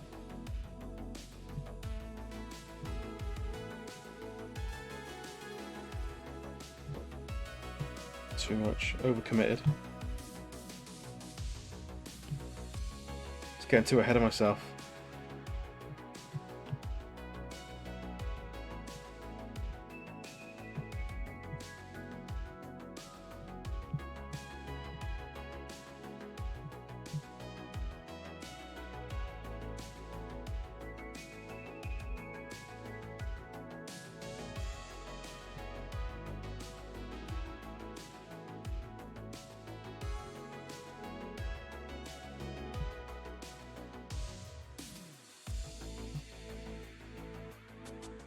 I think that works.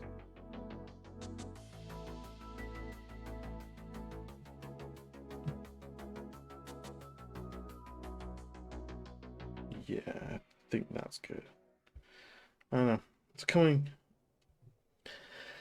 So this is a pickle. Because the light's coming in from where the palette basically is. So does it want to come in from in front of us, or is it coming from behind? It's kind of coming from the front. I mean that these two, this bit and this bit, would be in light. So I'm going to leave those.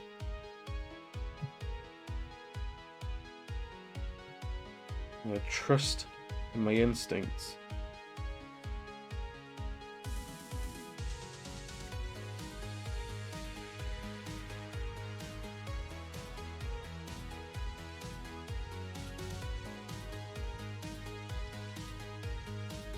Trust that I'm right in that.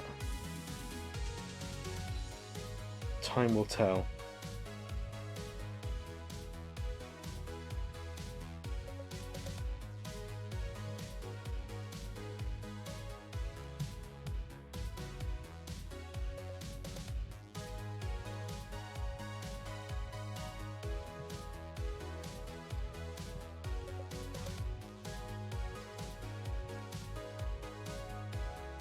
And the final tentacle. Smart art boy, dumb everything else.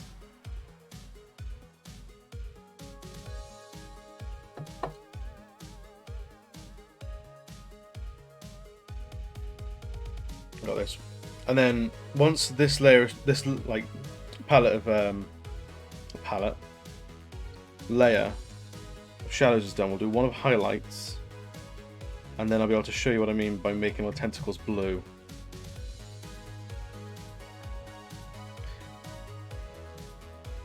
I think it will all really come together quite nicely.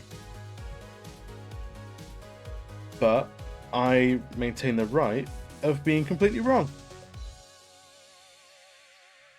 And if I'm wrong, it's someone else's fault.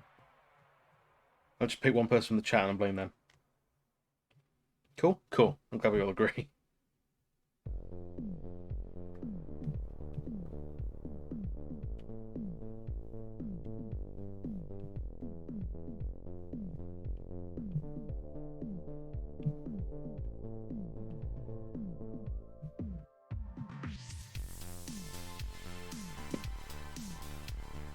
So I actually reckon we can make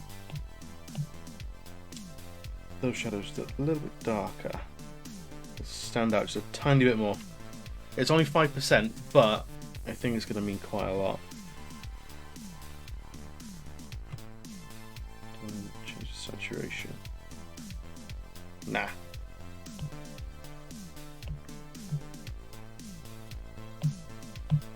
So now we go up a little bit. So this is where we get to have some fun.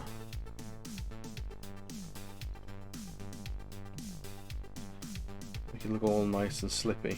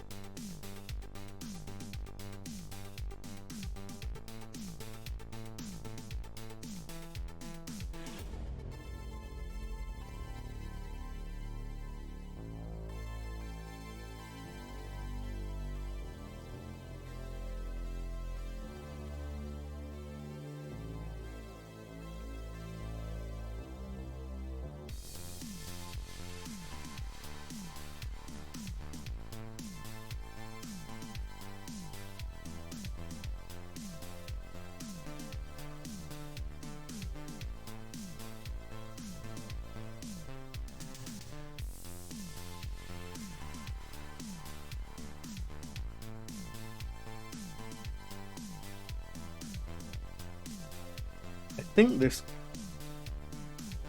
purple pink is the exact colour palette of Scary Terry from Rick and Morty.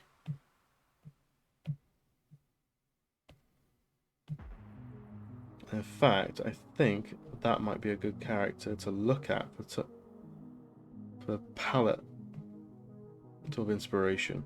Because if I remember right, I think his eyes were the same sort of snot green.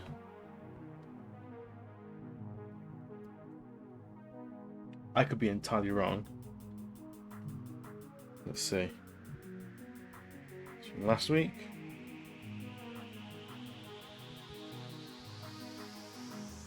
Yep. We're basically drawing Scary Terry.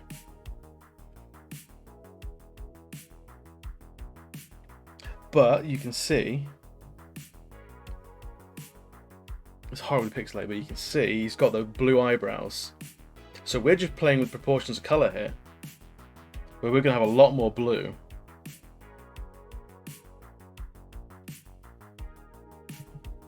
When its time comes.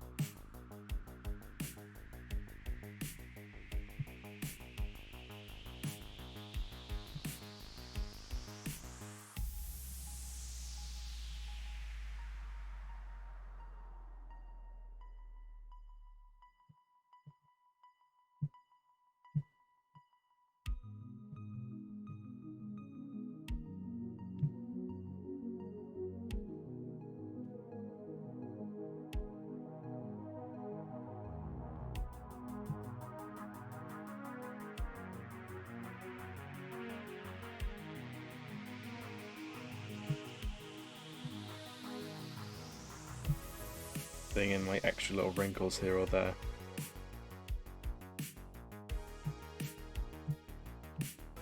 Really making it look gross.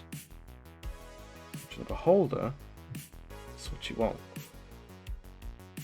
Unless it's the Johnny Bravo beholder we wanted before.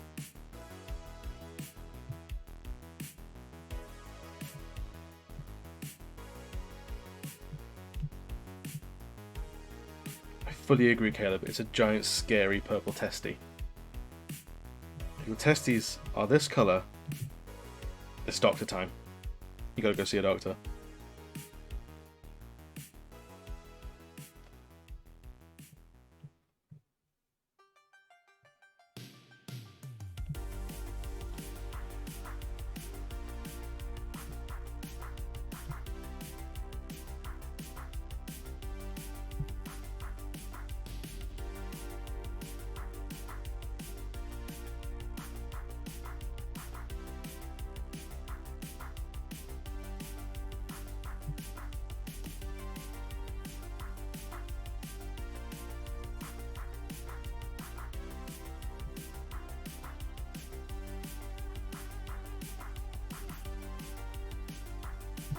I mean, you've kind of got a point there, Caleb. They do call them your plums.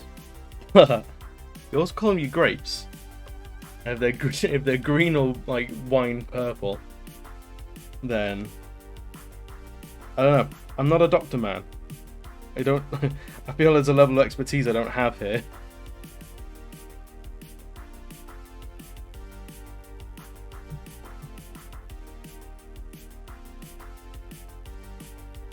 I have wanted to get a doctorate in art, though.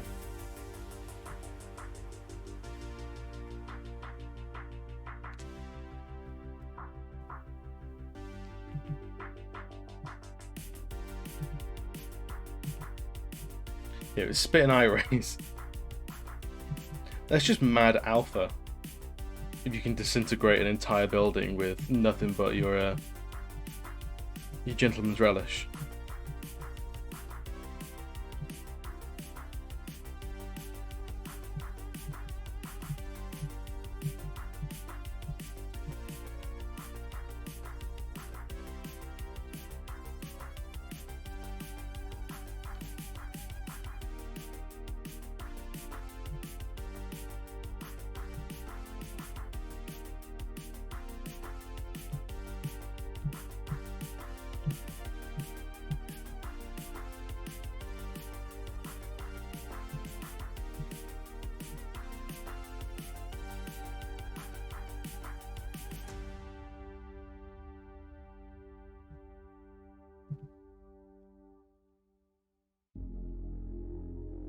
Welcome to the testicular health hour of Adam's art streams.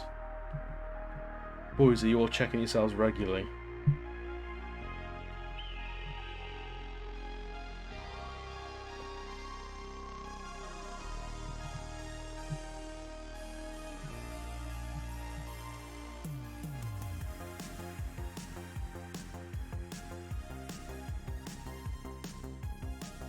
I feel like if COVID hit back while I was at uni, the Power Fist group would just form an entire bubble and would have lock-in Warhammer games.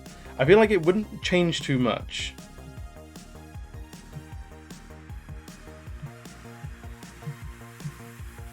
Because we were dedicated, like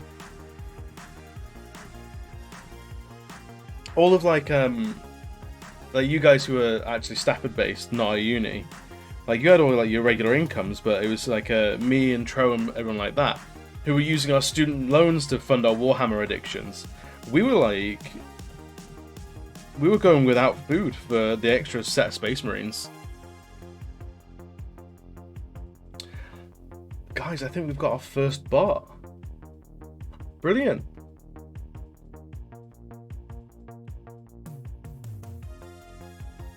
Let's see.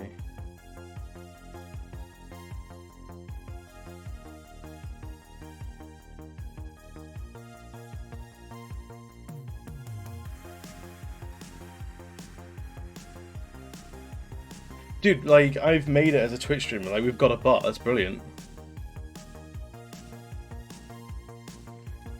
You're very right, Steve. I have no idea how we did it with the airsoft as well.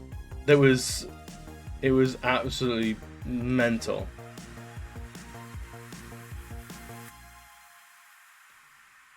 Let's see users in chat. Who was that? They're gone, whoever it was.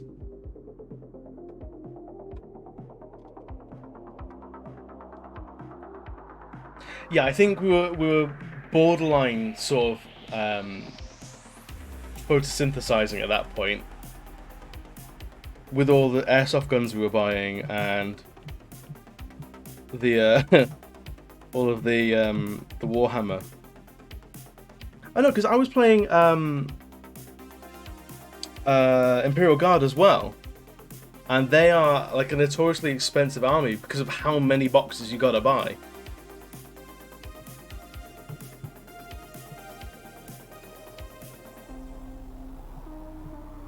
I genuinely have no idea. I remember my finances were when I didn't have a job. It was I had £200 from my parents a month for everything, and then other than that, it was student loan. But I remember our rent was equal to our maintenance loan, so we didn't get any of that. So I don't know how I had £200 a month for food and everything like that, and still had a Warhammer addiction. I must have been really good with money back at uni. You're right, it was probably the prostitution. Thanks for undoing all the months of therapy, Caleb.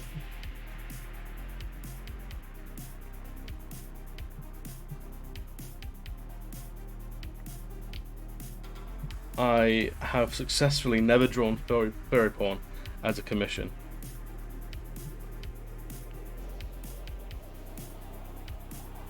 I don't know if I'd even take it on now, to be honest. I worry sometimes with like D&D characters, if it's like a particular like animal-based race, is it just furry bait?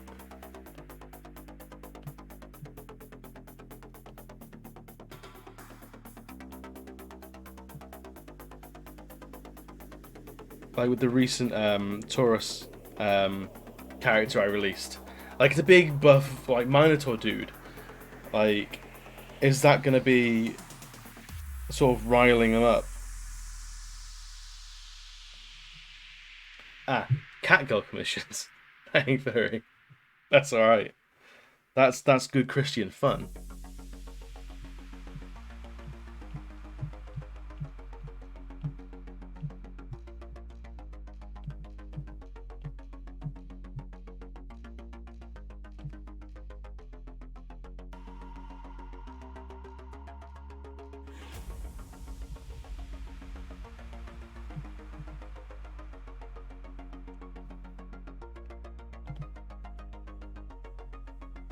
I think at uni is where I stopped drinking the most, especially towards like second and third year. I didn't go out as much. At least when I did, I wasn't getting that hammered. So I think what money I was saving at bars then was going straight on the Warhammer and the airsoft.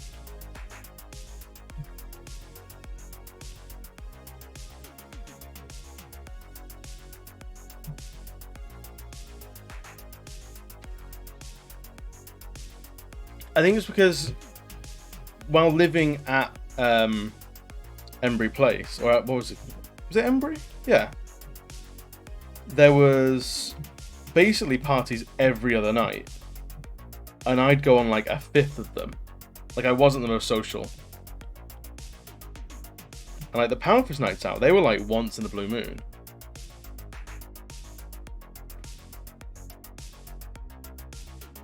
Maybe it was like a consistent buzz I was maintaining.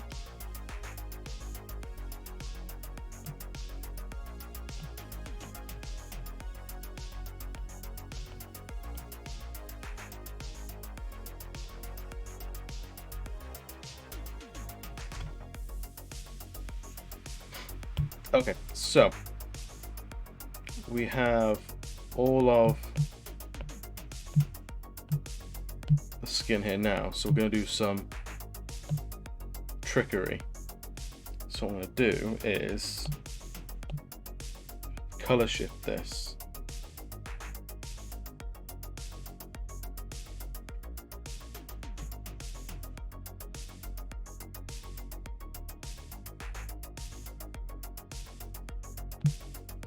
And mask.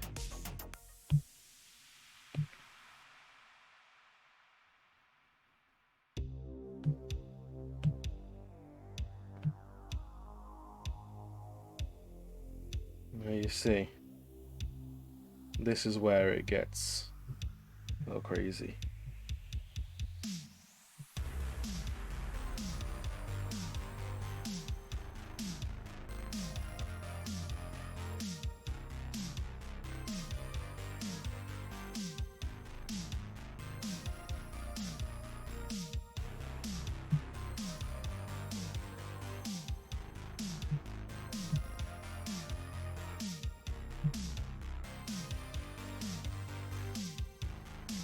Maybe I was just like too hammered the entire time.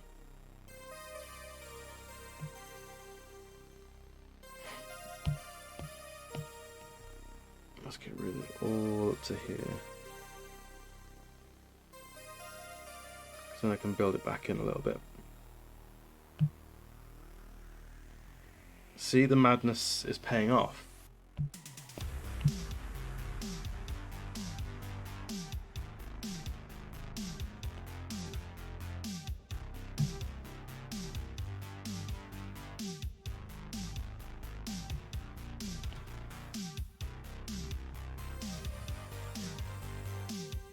Drunk on life. Maybe.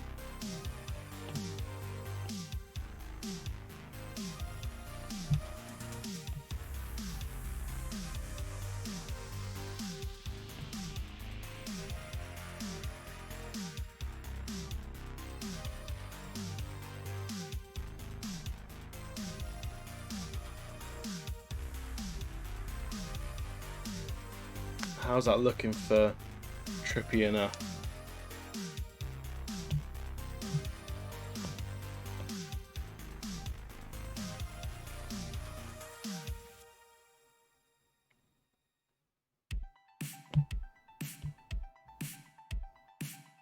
So in doing that, we've actually done the majority of the creature now.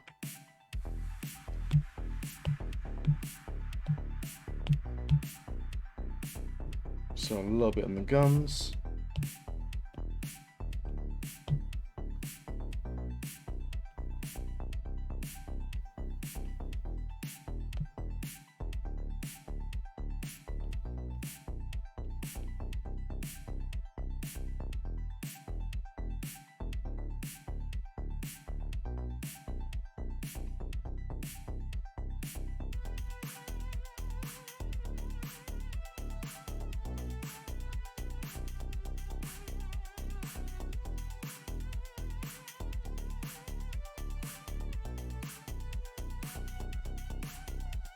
I was actually talking to a buddy the other week about Warhammer and like 40k and that sort of stuff.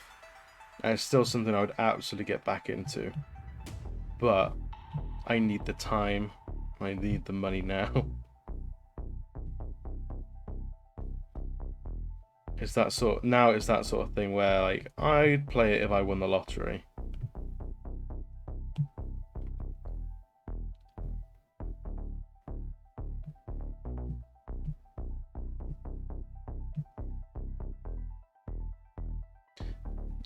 You've soared too high, 40k life.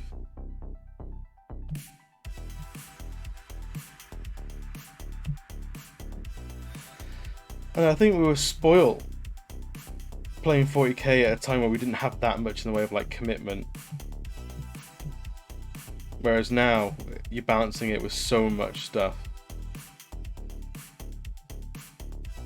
It's all a bit of a juggling act.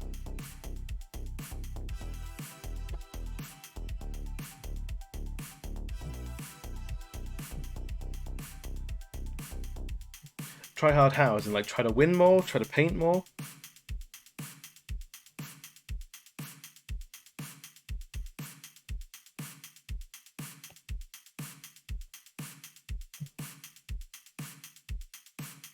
The actual like getting into the meta. So I feel like that sort of stuff can burn me out a lot quicker than anything else in the game can. Like, there was a while like after uni where I got properly into like card games and board games and stuff like that, and yeah, like so I never got into Magic, but there were plenty of other board games and stuff that I did get into, like Dice Masters, Star Wars Destiny, Star Trek Attack Wing, that sort of stuff. And it got to the point where every new set that came out, I was buying a booster box. I'd be fishing out the best cards there, never even looking at the rest, building the biggest kill deck, and then that would be it. And I'd be buying like £200 worth of cards, using 50 quid's worth of cards, and then I'd have a closet full of cards and dice and shit like that, which is where I need to keep all my FET gear. So it was really becoming like an issue.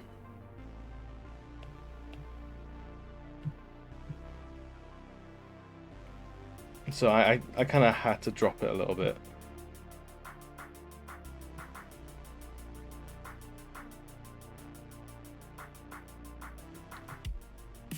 Yeah, the gear you get FET in. FET gear.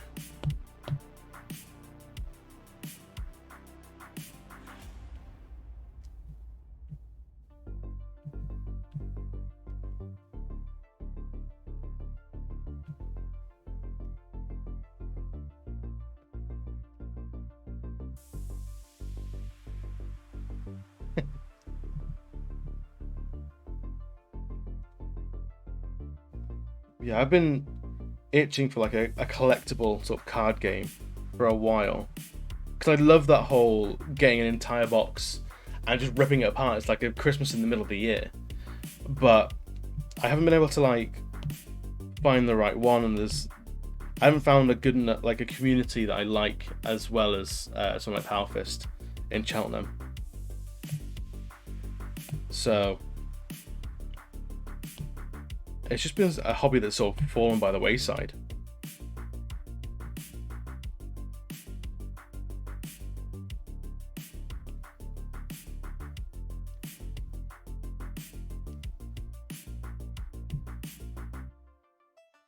True, Corona doesn't help. Maybe I should just get into like Gwent or some shit like that. Like digital card games.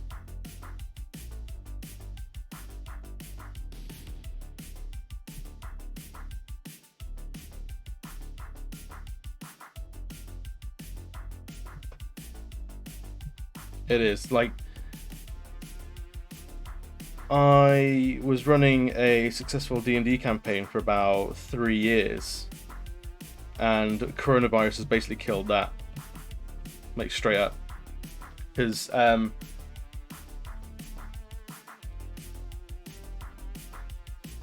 we all got sent home, essentially, and then we took, like, 6 months out as we all got, like, the tech ready, and sort of figured out how long coronavirus was going to be around for.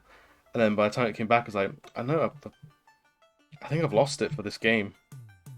So it's sad, but I think that campaign is done, which is really sad because I just added a new player as well.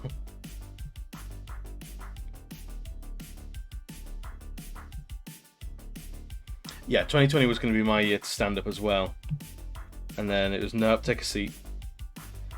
However, 2021, I'm going to stand up wherever I can, which is partly what I'm doing here. So if you're on the fence about anything, I'd highly recommend doing the same. I'm just doing it now.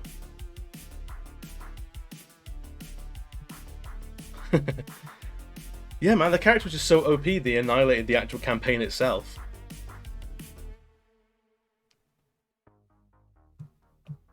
Like, that's a lot of power for a player to have.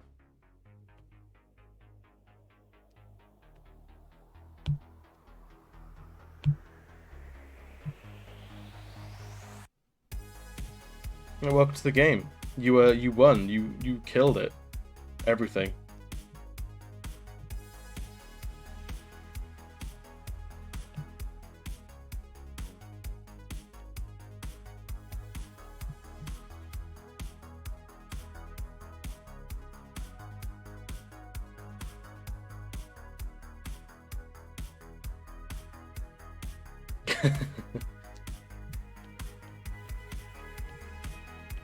Do it, man. Bomb your hardest. Who is it that said like sucking at something is the first step of being kind of good at something? I think if you kill a game, you get as much XP as you damn well want. The DM has no power then to actually tell you if you level up or not.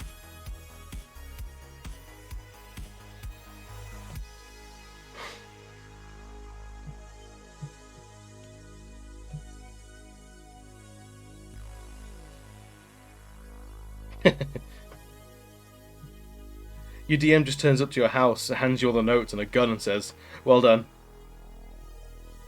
You're the DM now." That's how the curse is passed.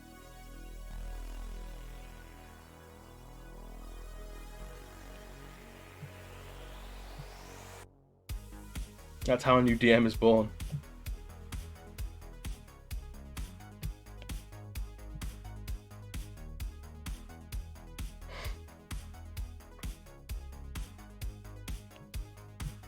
I could tell you what the gun is for, but then I'd have to kill you with the gun, which I think betrays what the gun's for, to be honest.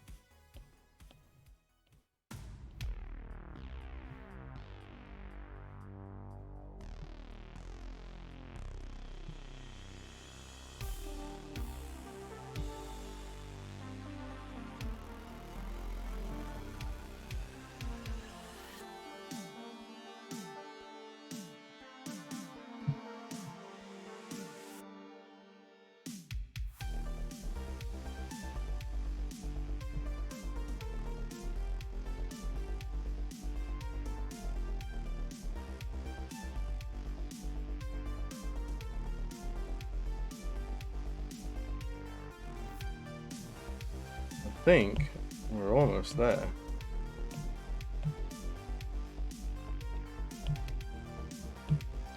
I'm wondering what to do with the eyes and the end of the tentacles. I think I might make them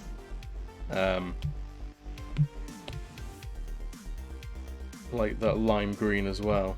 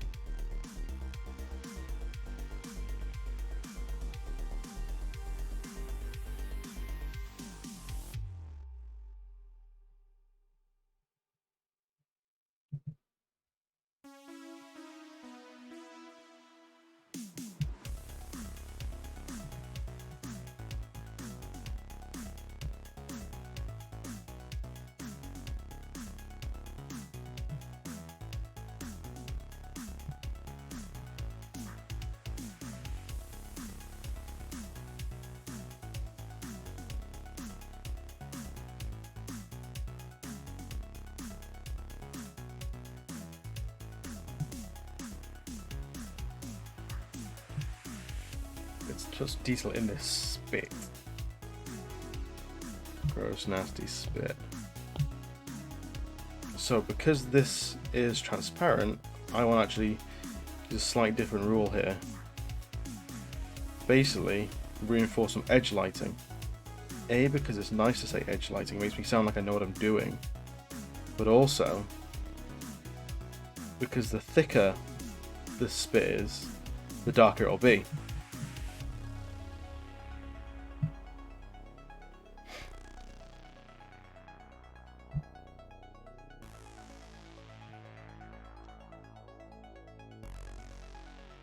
You joke, Caleb, but my brain fucking wrinkled, man. Fucking like mad prune.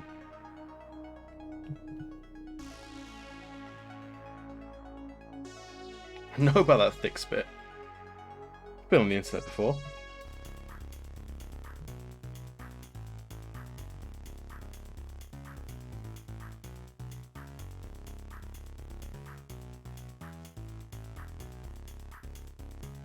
Man, my brain is like the Isles.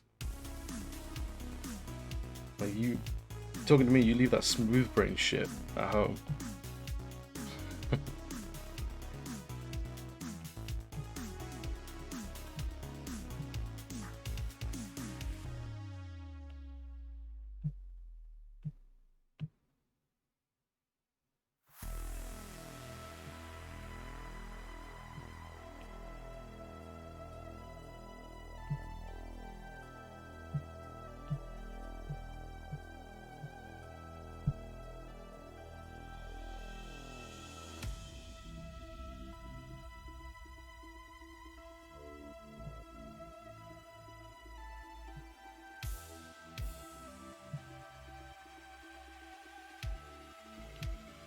Then what we do is the highlights.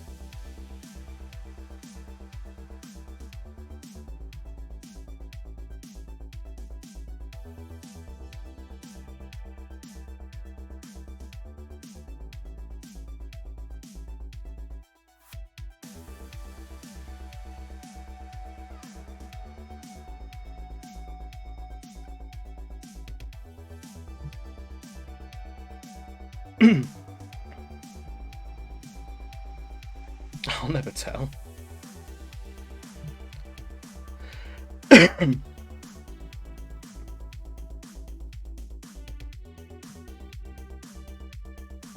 It's just the shine of the light, you smooth brain fuck.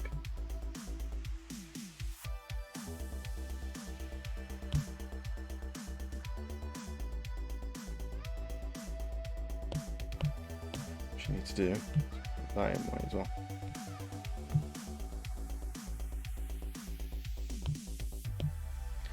And then what I'm thinking of here is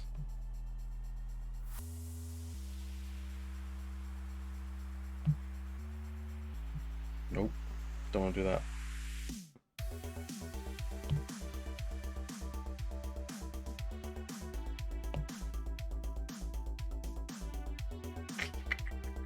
How do I want to do this?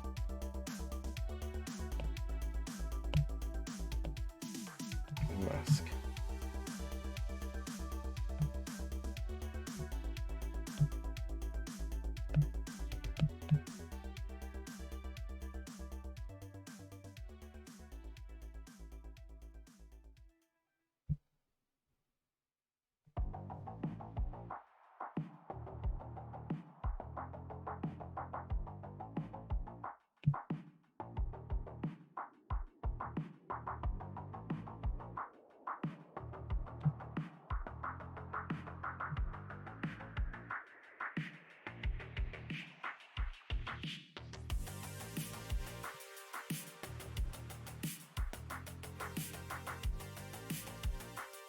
This is advanced layer juggling.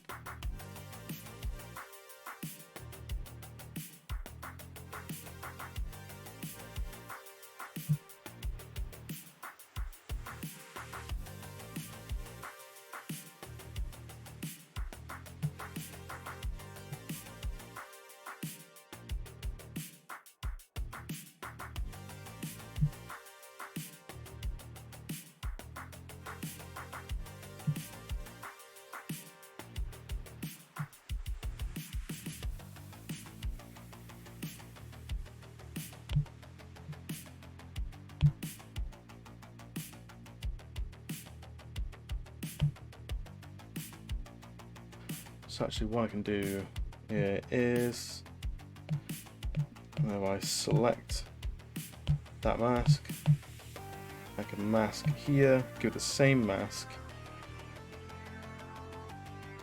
That doesn't work. Shit. Clear that mask. Delete that mask. And select here. And apply a mask on here. Perfect.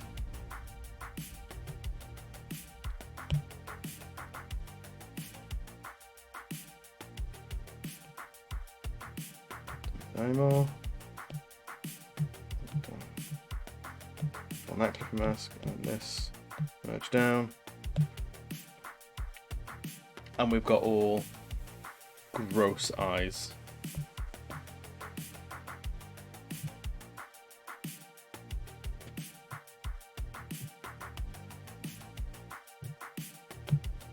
So we haven't got too much left on this anymore.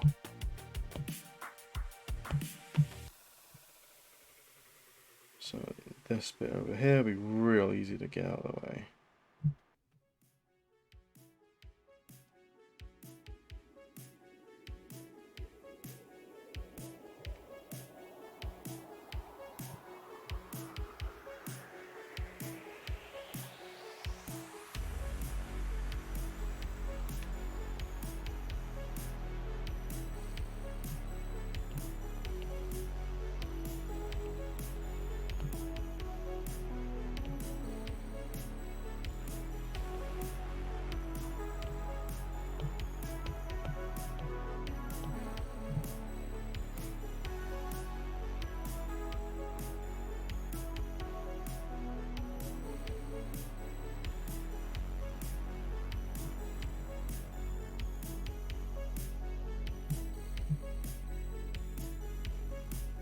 No, those will all be highlights because they're little bubbles, they're not dimples.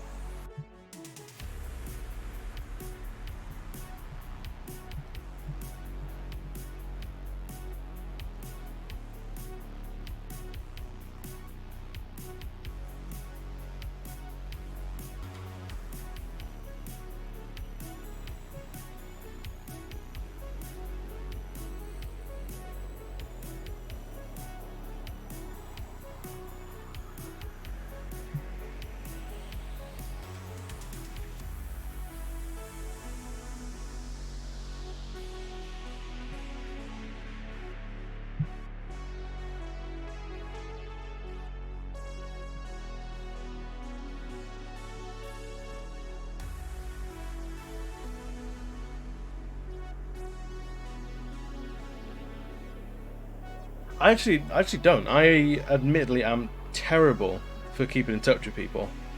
I spoke to Tro not too long ago, and like other than the odd like interaction on Facebook, like not a lot. Like it didn't help that after uni I moved away and sort of like lost contact with a lot of people. Like I wasn't in a great place. Moving back to a place where I didn't have much in the way of friends to begin with set me up for massive failure. And then by the time I actually started getting myself back together, it was sort of a bit, just never sort of reconnected again. I still love and adore those guys to the end of the earth, but we just don't talk anymore. And not for any like love lost or anything like that.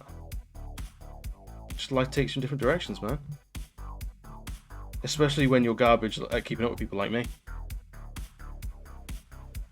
Of course, yeah. Like you're the most I've spoken to a PowerPoint guy since uni, I think.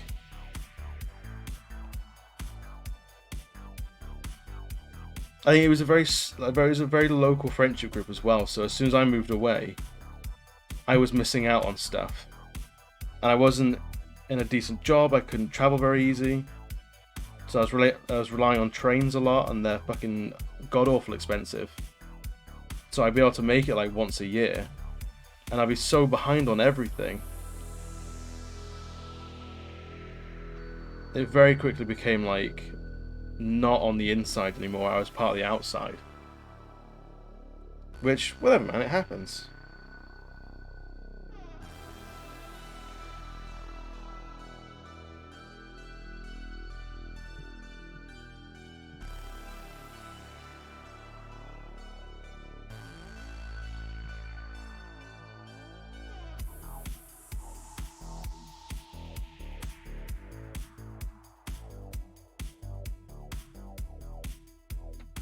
Like, I've worked very hard to understand that people probably don't hate me. People, in all honesty, people don't hate you. People don't think about you enough to hate you. It's just life. As busy as your life is, their lives can be equally as busy, if not sometimes more so. Especially if like kids and like other relationships and life goals and job and things like that get in the way. People can be crazy busy. In the same way that that person doesn't occupy a huge amount of your headspace anymore, you don't occupy a lot of that person's headspace as well. Which has its own sort of like benefits and drawbacks. But you can be a lot more forgiving to yourself for thinking people hate you. Because honestly, they won't. It's very rare that you'll fall out of contact with someone and they'll immediately go to... Well, as the main character, you would understand that if they're not on screen, in the scene with you, they don't think anything because they don't exist. They're not being written at all.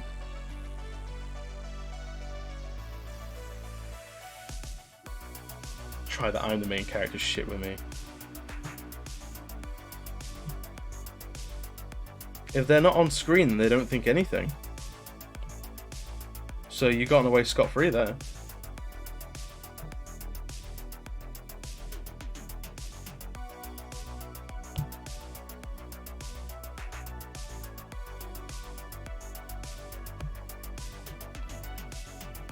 See, I've taken a lot of time and care to get myself to a point to understand that people don't hate. People don't have the time or the energy. People just are crap at communicating and keeping in touch.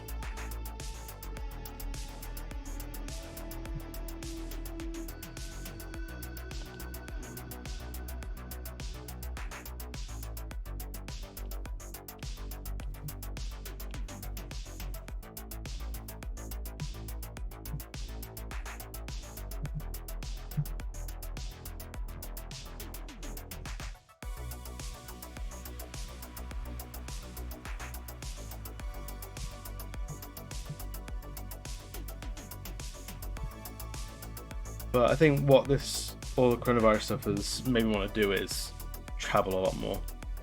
I want to go back and actually make the effort to see people again.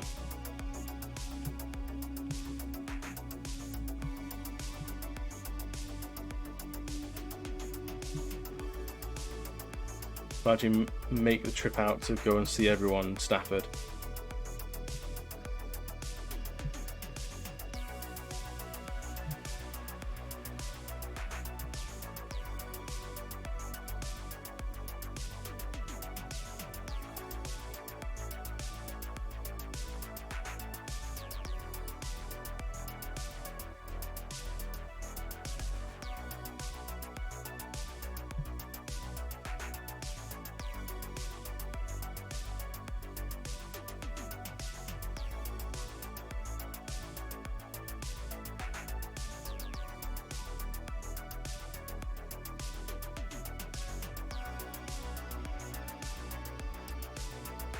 Fair enough.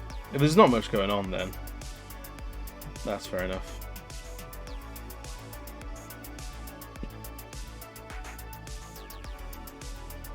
Of course, any year that you're not there, it doesn't happen. It's obvious.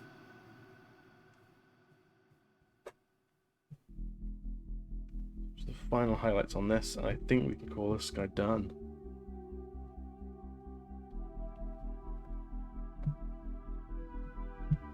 But yeah, my worldview used to be if I wasn't in constant contact with someone, then I wasn't part of the friendship group, and they weren't as good of friends as I maybe wanted them to be.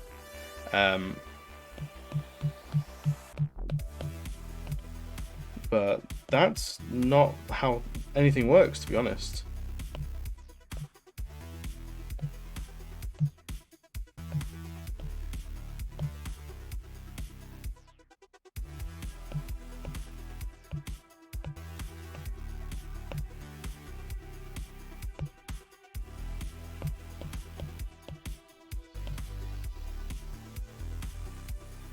Oh.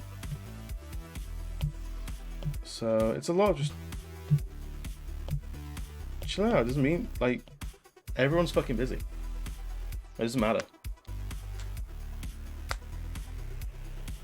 Your friends are friends regardless. If your friends aren't friends with you because you didn't talk to them for a length of time, because you don't interact in your normal like weekly or monthly routine anymore, that person's not your friend. That person is just an acquaintance. What am I doing here?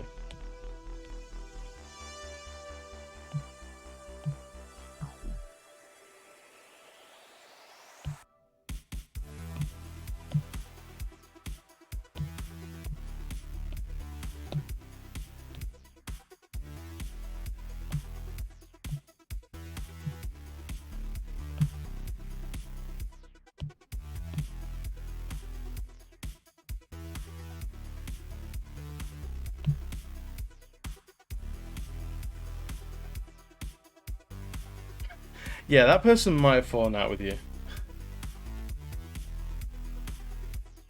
But I think we can call this guy done. A moment too soon. What have we gone? Pretty much at the 3-hour mark as well. That's nice and neat. Oh, right, I need to go and walk around. I think anyone that's been here for any other time also needs to go and walk around. Yeah, Pogs in the chat for a finished beholder. But I'm going to go because I need to go to bed because I got work tomorrow. But thank you so much for joining me. Thank you for chatting in the chat. Yeah, have fun. Chill out. Be good to yourself. I'll see you guys, I think I'm next on Sunday for more Breath of the Wild. And then, I don't know, I might do more weekly streams, like maybe twice weekly for art streams. I don't know. I'm having fun with this anyway. See you later, guys. Bye.